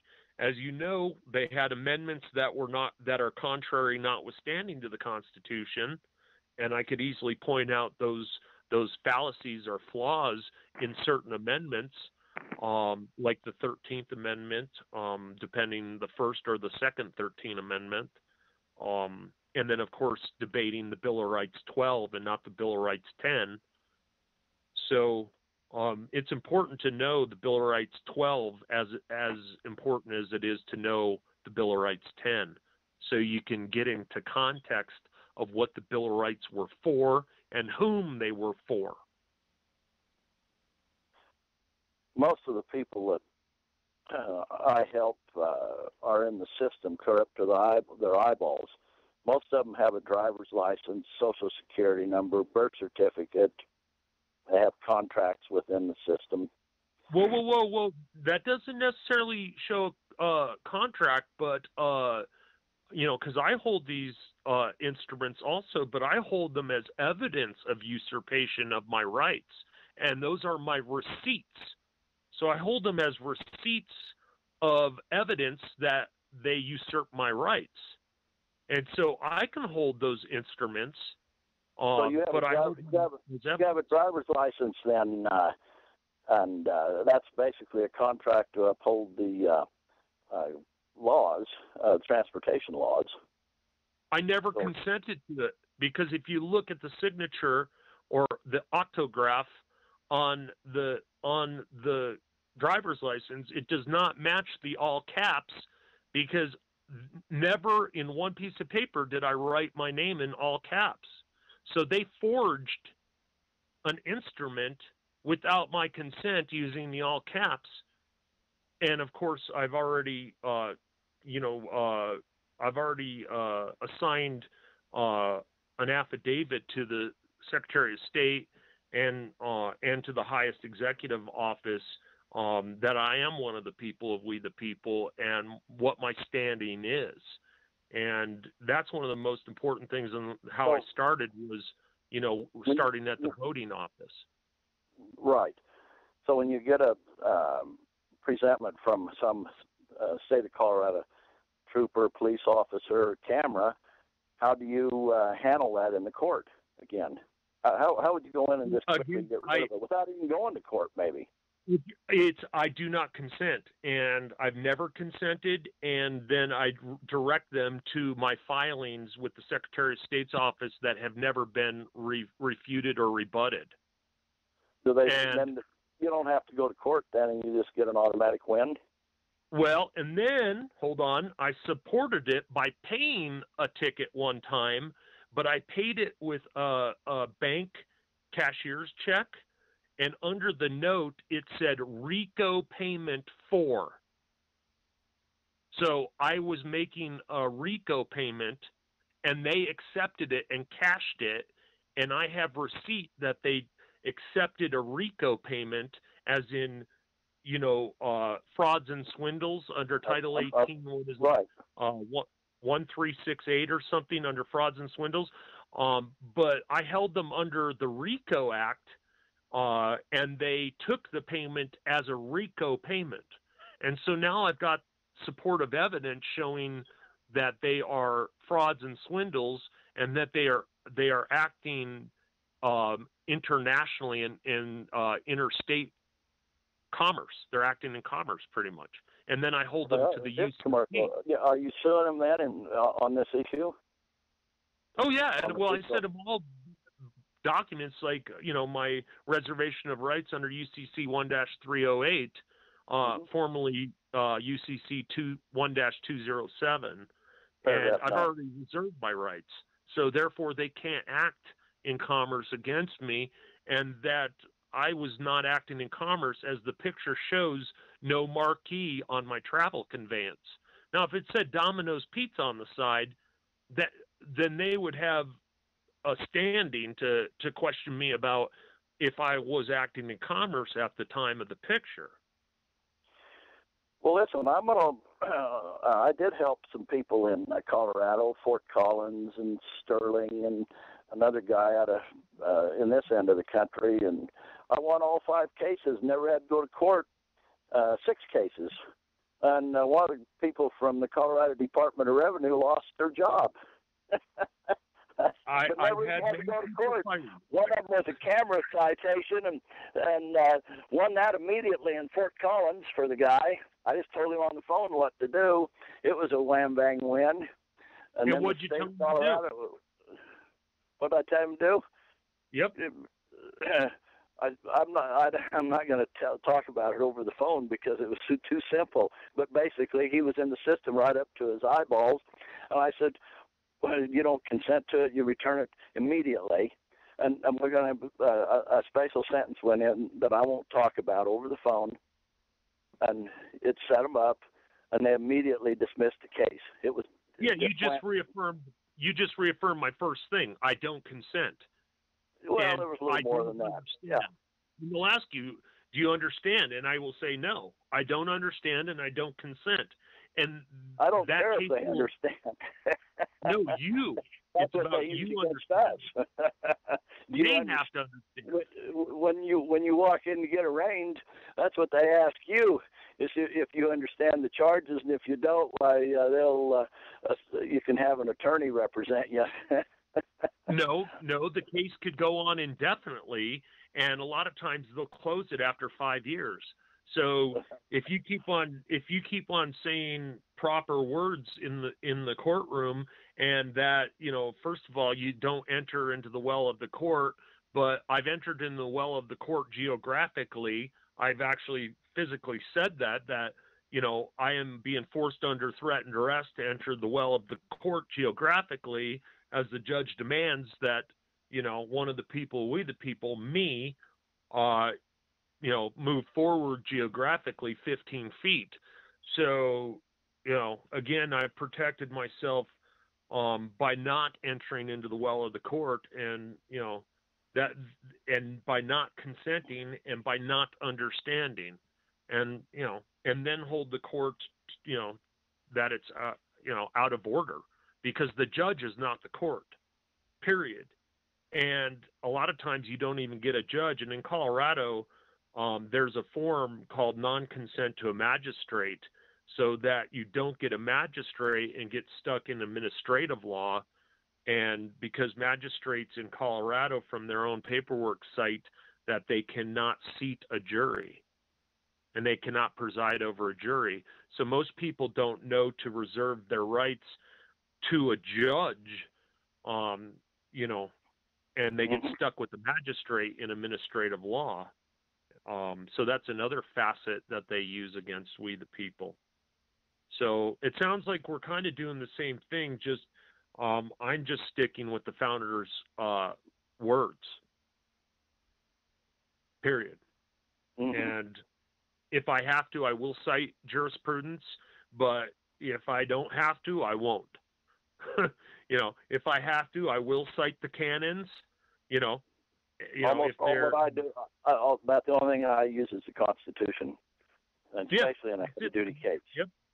But it's the 1789 Constitution for the United States of America and the 1791 Constitution for the United States of America. I put in both of them so that I can use the Bill of Rights if I so choose, because if you look at Article 4, Section 2, you'll see that, and I'll read this exactly so that listeners will comprehend, and it's very important to comprehend 4.2 and 4.1 because they kind of go together. Give me 1 second, and I'll bring it up. Okay. Article 1. And this is super important because most people don't even know that there are articles. And I know that sounds silly, but they know that there are amendments, but they don't know there's articles. So Article 4, Section 1 starts, full faith and credit shall be given to each state to the public acts. Now, full is capitalized F, faith is capitalized F, credit is capitalized C, state is capitalized S, and then acts is capital A, comma, records, which is capitalized R, comma, and judicial proceedings, capital P proceedings, of every other state, period, capital A, and the Congress may, capital C, Congress, by general laws prescribe the manner in which such acts, comma, records, capital A acts, capital R records, and capital P proceedings shall be proved, comma, and the effect thereof, period. And then it goes into Article 4, Section 2. A person, the citizens of each capital S state shall be entitled to all capital P privileges and capital I immunities of citizens, capital C citizens, in the several states, capital S states. So right there, if anyone has an immunity in any state or privilege, then I claim that immunity and privilege. And so a lot of times I'll state Article 4, Section 2 because it's so powerful that I'm immune. I declare immunity and privilege, period. And they don't run over that and say, well, the court still finds you guilty. If you don't like my decision, you can appeal it. Mm-hmm. Well, that's where I've ended up in the appellate court, yes. And, of course, that was a kangaroo court. But I did arrest the judge. I arrested Was he arrested or was he still in court? Because this man had the judge arrested and he was removed from court. Well, I've never had a marshal or a deputy when asked, and I did ask them to take them into custody. They refused to act. Now, in one case, when I was in federal court for a parking ticket in National Forest, in Denver, Colorado, I fought a parking ticket, and the judge was screaming at the marshals and at the prosecuting attorney to get me the hell out of the court because I was making statements on the record about the kangaroo court that this judge was holding. And literally, I was surrounded by marshals. The marshals removed the prosecuting attorney from the courtroom and then removed me, asking me politely if I would step into the hallway because they would like to drop all charges and any allegations against me, and if I was interested in proceeding in that way, and which I did proceed into the hallway, went into another room, a conference room, and then four marshals, one of them read me rights, which of course, I stated my own rights, and then they dropped everything and dismissed everything. And then of course, the prosecuting attorney was treated appropriately. And so was the arresting officer, was treated appropriately, as in they found other jobs. What happened to the people in Colorado that got arrested? Were you involved with any of them people the last 6 months? Well, let's just say my involvement was sending out an email telling them to assent to the 1789 Constitution for the United States of America or behold their actions. And what they did was get from 100 years in prison, and the people who turned state's evidence got between 4 and 6 years. Wow. But they all ended up in prison. I did send them an email outlining their treasonous acts and that I would not be a part of it or act with them or for them. And this went out to several hundred people, if not over 2,000 people received my email explaining my exact reason and the law form that I was citing. And every person that I mentioned in that email or verbally on the phone is in prison right now because they did not stick with the 1789 Constitution. They went outside the intents and purposes of it, and multiple and mixed jurisdictions. That's what they were doing. Multiple and mixed. Yes, multiple and mixed. Every constitution's got a jurisdiction. Correct. Yep. So and multiple and mixed. They failed in so many ways, and they were, again, one of the main reasons that I see that they were arrested is because they were impersonating officers in those law forms, and they weren't acting as one of the people of We the People. So they took extra judiciary actions and extra legislative actions and extra executive actions that they took part in, which I would be nothing of. I mean, my gosh, that's just dumb. It's contrary, notwithstanding, to the 1789 Constitution for the United States of America. And notice I didn't use the word unconstitutional. I used the words contrary, notwithstanding to the 1789 Constitution for the United States of America, period. Well, there's been lawsuits won on them 2 words. Correct. Yes, that's why I use them, because they are powerful words.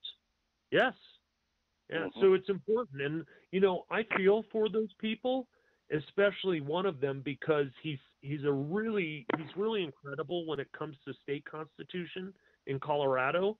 But again, I argue, because if you notice, and I could cite this, I just brought it up. Let's see, where was that? Oh, here in under the word civil, under ab alienation in civil law, a making over of reality or chattels to another by due course of law. And and you could even go in civil in the word ABAMITA, and that'll be found in also Black's Law Dictionary, 6th edition, Centennial version. In the civil law, a great grandfather's sister, and then it has a foreign word in italics, period, and then it's called amita maxima great. So what Latin. I was saying is that they put in parentheses a Latin word in italics. Now, italics is completely different law form, because if you look through history, italics is used by the Pope and by Vatican City. Right. So Roman law. Well, even more so, not Roman law, but it was handed over to the Vatican because Rome fell. So therefore, Vatican took on Roman law. Correct. So anything in Kennedy was it was reinstituted when Kennedy was murdered in 1960. Well, another thing with Kennedy is he married into the Bouvier family. I don't know if you know that Jacqueline Onassis was a Bouvier. Yes. So very familiar. So he married into the Bouvier family, and I believe that's one of the reasons why he was murdered, because the Bouvier family had use of the Bouvier dictionary, and they are the authors of, and proprietarily had ownership at one time, or still does, of certain words and literature. So that's one kind of factoid in history that most people don't comprehend, that John F. Kennedy did, marrying into the Bouvier family. Well, the non-consent, non-agreement stuff is the public law that Kennedy was killed over, the Roman law. It shall be cited as D.C. Code. And that's Kennedy was killed over putting us under the Uniform Commercial Code that shall be cited as D.C. Code. I call it the Devil's Code. And it's a tremendous amount of law that was put into effect in 1963. And the word consent is used numerous times in that law for us to use under the Uniform Commercial Code. Yes, and Mississippi was the last state to adopt the UCC, so most people don't comprehend. We can go over this, but there's UCC, and then there's also state-adopted UCC, and in Colorado, the allocated number is 4. So if you have a UCC sighting, in Colorado, if it's been adopted, it'll have 4-1- the number, 204 or 201 or 304. So people need to comprehend also that the UCC is federal, but the states also have adopted different forms of UCC that are not complete. All of the states have adopted the UCC. Correct, under different forms. Yeah, but they've all adopted it. Hey, listen, Correct. Eric, wonderful talking to you. I've got to get off here. I feel like I'm taking up the floor here. Let somebody else talk to you. You brought up some great stuff. No, they're incredible speaking with you. Yeah, it would be wonderful to speak offline with you because you do have some great points of interest of mine for sure. And thank you for your time. You bet. And let somebody else talk. Thanks. Talk to you later, or again maybe. Bye-bye. Yeah, thank you too. Anybody else would like to speak up? The floor is open. The floor is open. Anybody else would like to speak up?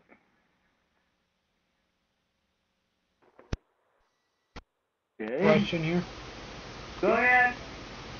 You said civil would be the wrong word. What would be the correct word or phrase you would prefer to use to keep things amicably? Yeah, that's all. Well, I use the word candid because our founding fathers weren't sissies.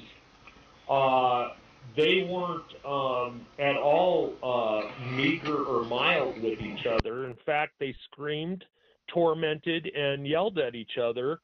And of course, they called each other names and apologized afterwards. So I believe everybody should have freedom of speech. And I believe that there should just be a method of yielding the floor that is fair.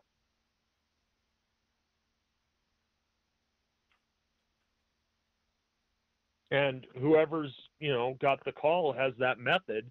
And whether it's pardon me or if it's a time, constraint that you have 2 minutes to have the floor and the next person gets to respond.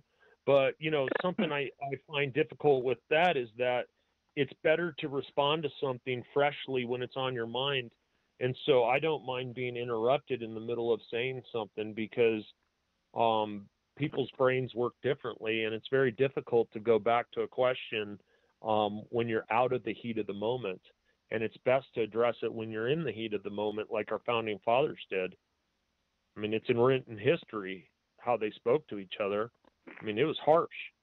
They didn't more care about cussing. Yeah, their custom was to be candid. That's what their custom is. So I like to be candid. Mind. Say again? Excuse me. They spoke their mind. Yes, they spoke their mind, period. And they did it with great authority and even boisterous inflections in their voices. And I'm all for it. So speak your mind. Yeah, you can't have your feelings hurt or your emotions hurt. That's one thing about life. If you have your feelings and emotions hurt, you're not living life. Yeah, you need to check your ego at the door and just be here as one of the people listening, and then of course have an opinion when it's called for.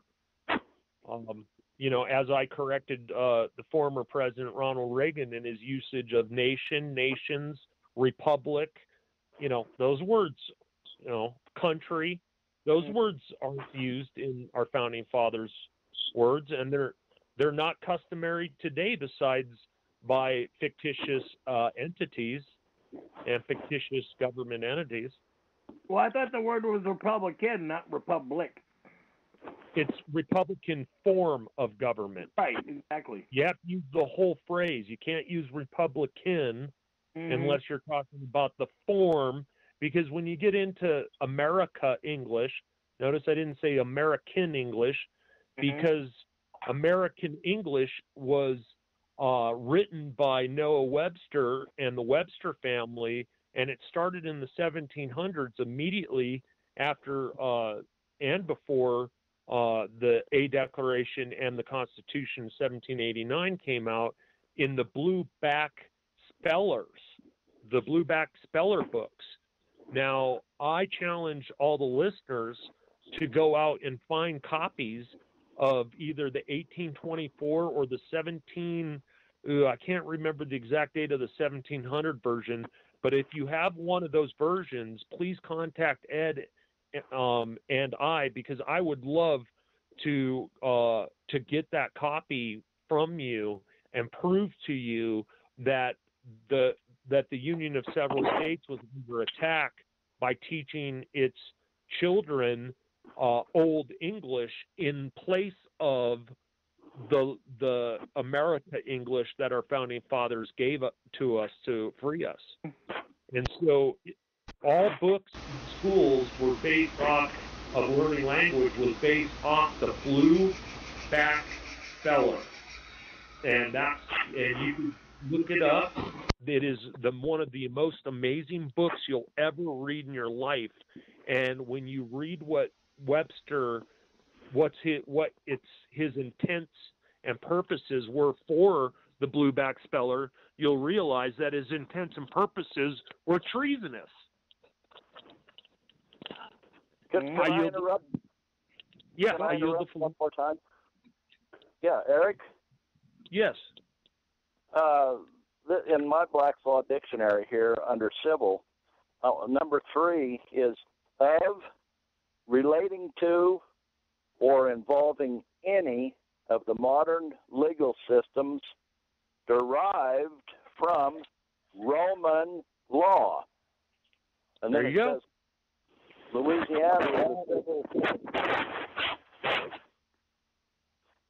Louisiana is a civil law jurisdiction. Anyway, that was number 3, the first definition, civil, of, relating to, or involving the state or its citizenry, small c citizenry, civil rights. Number 2 definition, of, relating to, or involving private rights and remedies that are sought by action or suit as distinct from criminal proceedings, civil litigation. Yep. Number 3. Notice the key word sought and then the next word by. So again, it would be by your own hand that you sought that law form. Mm-hmm. But I like the third definition because it means more to me. That's the way they operate. Of, relating to, or involving any of the modern legal systems derived from Roman law. Correct. And if you want to go further, read the definition of legal and lawful in Black's. You could do that right now. I'd love to hear it for everyone listening. This is so incredible because so many people fight over the word legal and lawful, and they're from the same entity, Roman law. Mm-hmm. Yeah, well, that's what I've been saying is we went under it fully in 1963. That's why they killed Kennedy. Kennedy seen what was going on. He jumped onto the money issue and wanted to put us back on Article 1, Section 10, constitutional money. Correct. 110.1, gold and silver shall be used in payment of debt. Correct. Right. Mm-hmm. So did you look? Will you look up the word legal? And while I read this publisher's note in the original Blueback Speller, would you get that prepared, legal and lawful, so you can read that to us? Family, guardians point, the quorum point, and I'm pulling up 2 more. So go ahead and hit that, then we'll get to this. Okay, I'm going to go with the publisher's note here in the original Blueback Speller, and it says, the great American educator Noah Webster, notice it says American, and Canada and Mexicans and South Americans, if you traveled, they consider themselves to be Americans, by the way, open speak it. So just to let you know, for people who haven't traveled abroad, that we're America from the Americas, and we're not Americans. So the great American educator Noah Webster first published the Grammatical Institute of the English Language, otherwise known as the Blueback Speller, in 1783. There you go. That's the first publication, 1783, and then 1824. His goal was to provide a uniquely American, comma, now uniquely means contrary notwithstanding to the Constitution for the United States of America, 1789. He was trying to change our use of our language by uniquely American, comma, Christ-centered, that is like Jesus Christ, approaching approach to training children, period, little did he know that this remarkable gem would become the staple for patrons and educators for more than a century and would help build the most literate nation in the history of the West. Many of the founding fathers used this book to homeschool their children, including Benjamin Franklin, who taught his granddaughter to read and spell and pronounce words using Old Blueback.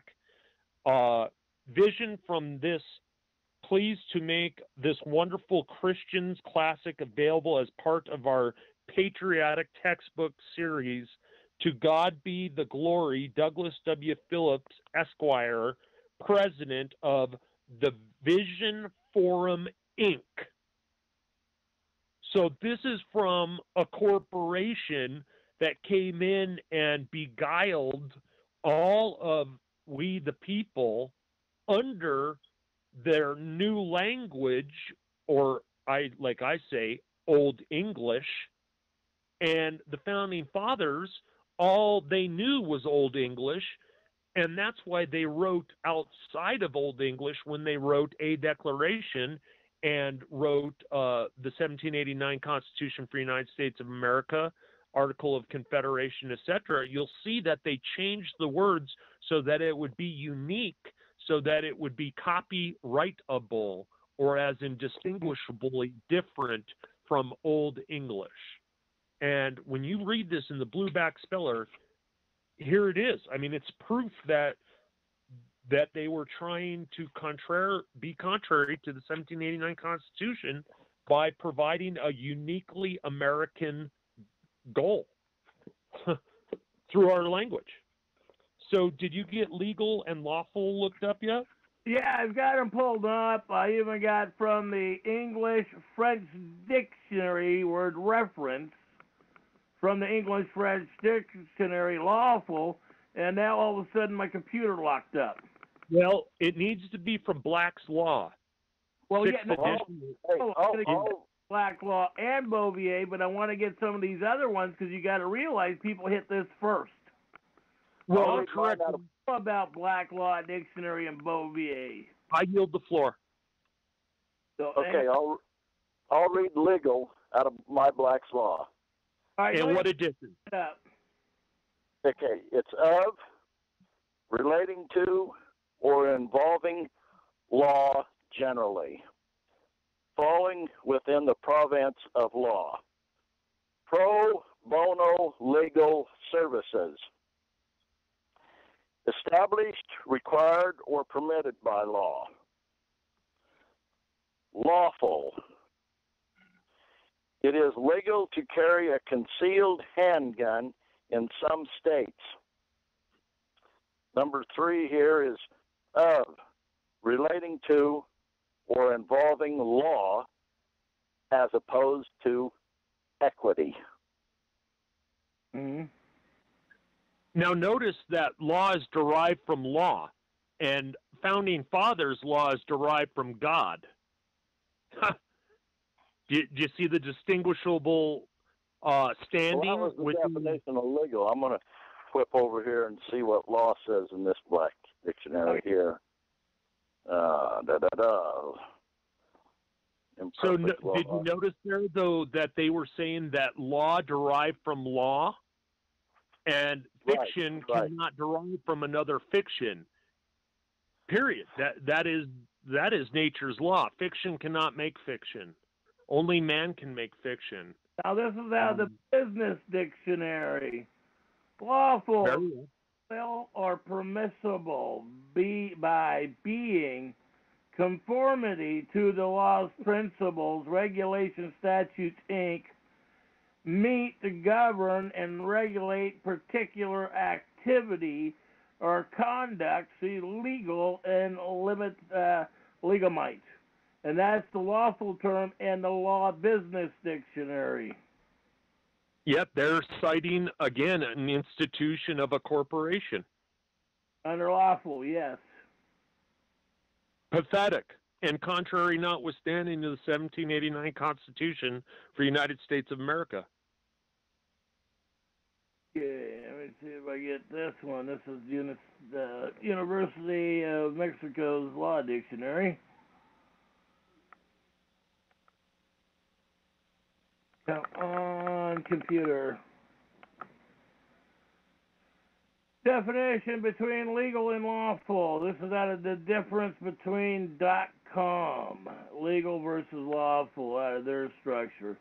Legal, lawful, legitimate are some words that describe things, events, and activities that are permitted by law and do not attract punishment under law. However, the words legal and lawful are not synonymous as many believe, as they are subtle difference between the two.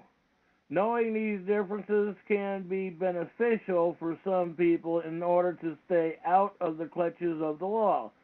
This article attempts to throw light on some of these differences. Legal, when remain confused, because the technical jargon used by attorneys, used by attorneys, or most often misleading by facts pertaining to law. However, they blame lies on use of as well. I love how they got this word, the way it's worded. Use as well allow us to mislead. Legal is a word that pertains to the science of law, the administration, the understanding, and given its practice. This is why every associate with this profession is termed a legal, or even an advice given by an attorney but to their client, and is termed legal advice. When we hear the term legal, we visualize the world as law and courts and lawyers, the judges, and the basic liars that are together, consensuals, that legal system, or constituents of the legal system. It is clear that anything that pertains to or based upon the law is referred as legal. Now, this is their term of lawful in the deal. Lawful, when an event, thing, structure, organization, agreement, whatever, further on, are coordinates to the law or permitted or sanctioned by the law of the land, they are said to be lawful. Anything that's conformed to or recognized by law, automatically lawful. Anything lawful is considered to be forbidden by law of one. Consider anything to be valid by law. Interesting the way they got that written. This is written actually in the difference between .com. This is part of the business dictionary that they have out there. Yeah, literally, most people can't even follow what you just said, because it's a serpent eating its own tail. Yeah. Yeah, I know. It just sounds like Babel, and that goes back to Babylonian times, and that's what we've been living in, Babel. Yep, it's just Babel. So continue with lawful out of Black's Law. And what edition is that, may I ask? 10th edition. Okay, gotcha. Lawful in Black's, lawful in Black's is pretty short. Not contrary to law. Permitted or recognized by law. It's that's pretty short. See, lawfulness. It doesn't tell you what law, does it? It what? It doesn't distinguish what law. No, it just says not contrary to law. There you go. And I say contrary, notwithstanding the 1789 Constitution for the United States of America, because That's they right. did not recognize the law form. Yep. Mm-hmm.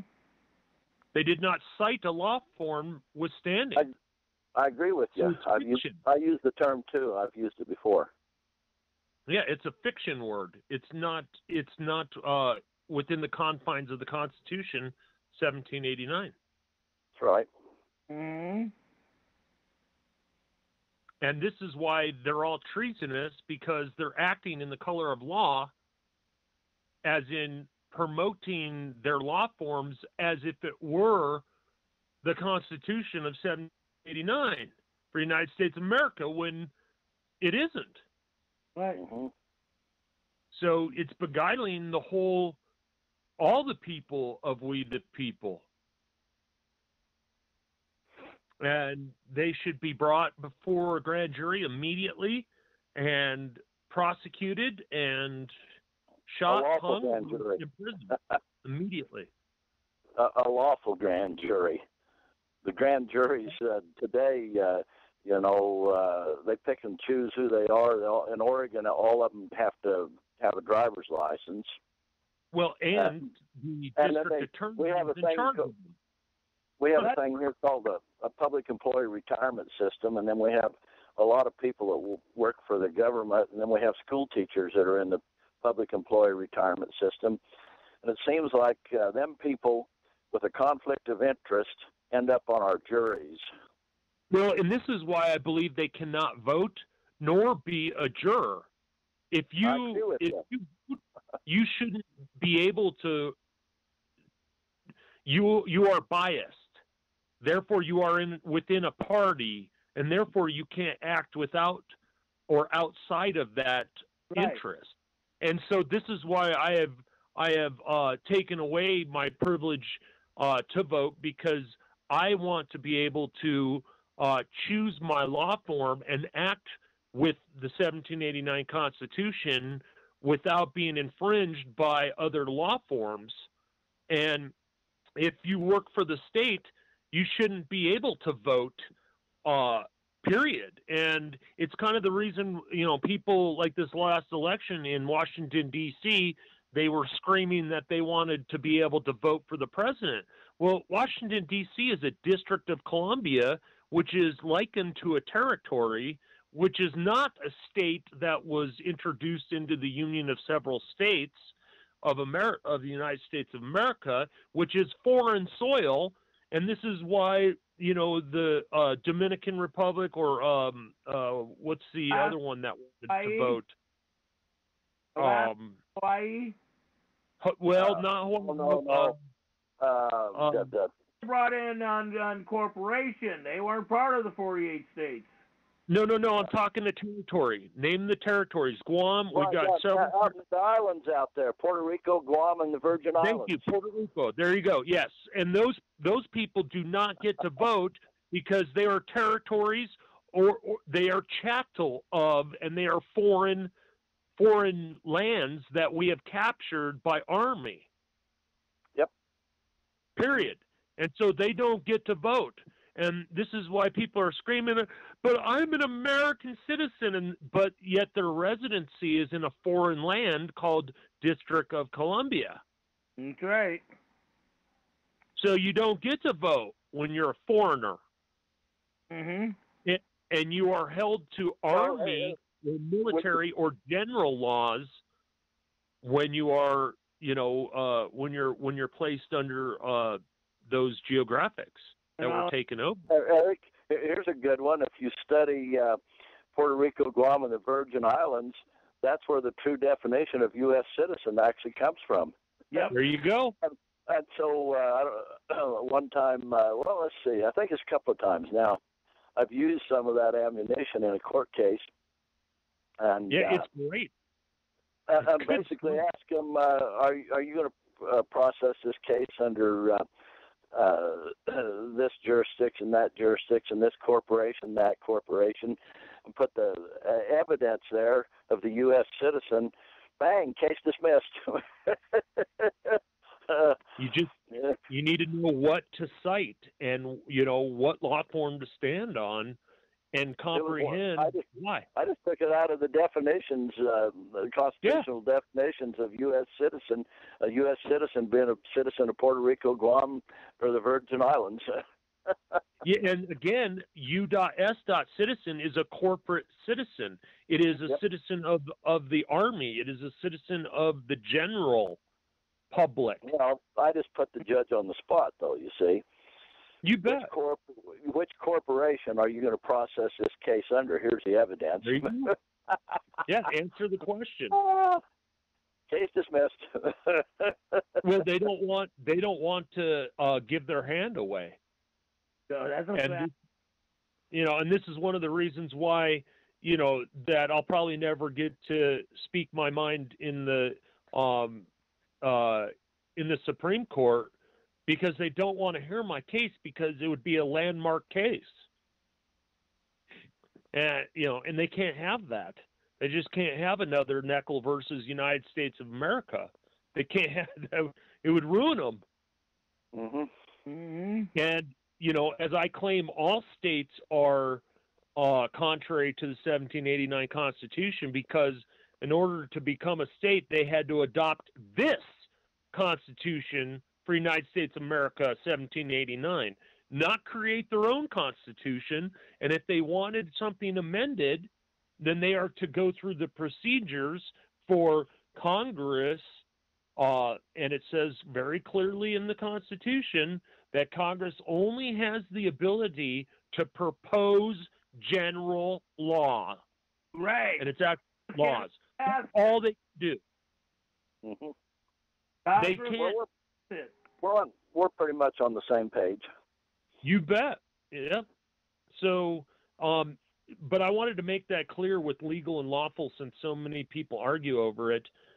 You're either contrary notwithstanding, or you stand with the 1789 Constitution for the United States of America, period. And there's no such thing as unconstitutional. That's a fiction word. That's like, what do they call that? Sovereign citizen. Oh, that's ridiculous. I know. Because the only sovereign is God, and it's even said in the Constitution where the state retains sovereignty, but the reason why is because God's rights, nature's God, was instituted by man. A government was instituted by man on principle of God's and nature's God and the laws of nature from a declaration. Well, that's what on my own personal plates I have. It says sovereignty on the plates with the state laws on it. That gives you the right to travel with the state laws. Their laws. Yeah, and I would never put that on my travel conveyance whatsoever. I don't use the word sovereign, period. Sovereignty. I wouldn't use the word sovereignty at all, period. I don't have any of their plates or any of their information in my covered wagon. Well, again, this is a private choice, and certain people are comfortable with certain law forms and certain angles and certain verbiage. I am just most comfortable in the Founding Fathers' language. Yeah, I've got them admitting to how they embezzled, stole $1 billion from the people of, what do they call that? Uninsured motorist fund, because when you register your car, you're already insured. Yep. So you don't have to buy insurance. That's the point that gets to me about how people cannot comprehend the truth and won't stand for either. There you go. Again, if especially if you're on a state highway or an interstate, they're all insured. Not only that, it's covered in your gas tax too as well, besides rate, bridge, and boat fees, and everything else is covered. There you go. Indirect taxation on corporations. Hmm? Yep. So, anyhow, gentlemen, we've been here almost 3 hours, so I'm thinking about wrapping it up until tomorrow night. Tomorrow night, I want to get into the court systems like we got into tonight, because I want to get into bringing out some things on the Vatican filing and how they did their filing under basically a class action lawsuit, which I'm stunned. There is no charges brought up in this structure. what they put together. There's no direct case in it, and basically it's reading like a storybook.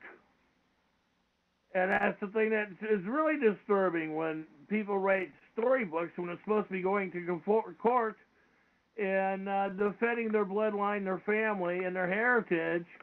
Then that's not a storybook when you go to court, folks. This is the point that people have got to quit watching Disney.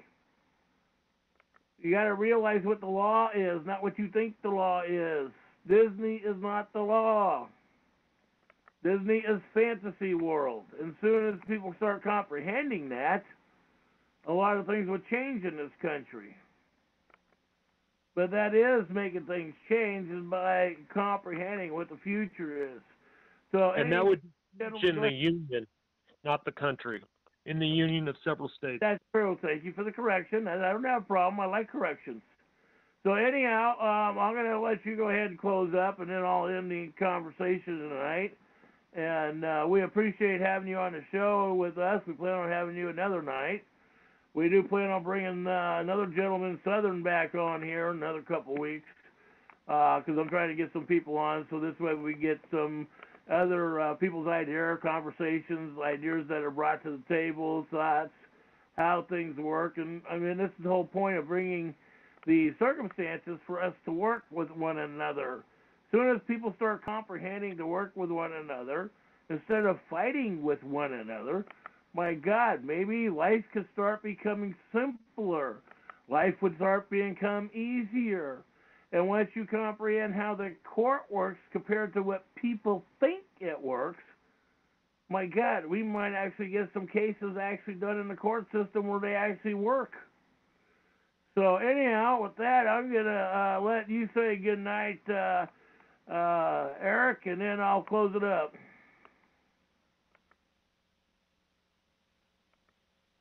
Eric, you there? Ed, I want to thank you and all the listeners out there. And again, like I said, I'm not an attorney. I don't give legal advice, but I do have foundation law. I've got access to the original instruments digitally, and I can provide those for people. Anything that I cited tonight, I can provide to a candid world without a problem digitally. So, yeah, I just want to let people know that these instruments are out there. If you have one with a barcode, it's contrary notwithstanding. And again, you know, I urge people to compare the original instrument to the barcoded one. And it's very difficult unless you spent like the last 15 years, like Bill has in Colorado, transcribing word for word in color code. And the reason why he does it in color is, and with other symbols, is to prove as you read where that word originated, whether it was from the Declaration of Independence or whether it originated in the Constitution. So I've got a couple great PDFs, and another one is a color-coded dictionary file that has 2,000 pages of need-to-know words that Bill and I believe that all people should know. And I know people are like, oh my gosh, 2,000 pages of words. And I'm telling you that these are hand-picked words, and they are taken out of 6th edition from Black's Law Centennial version, because the Centennial version is the only version that cites the amount of American jurisprudence to uphold how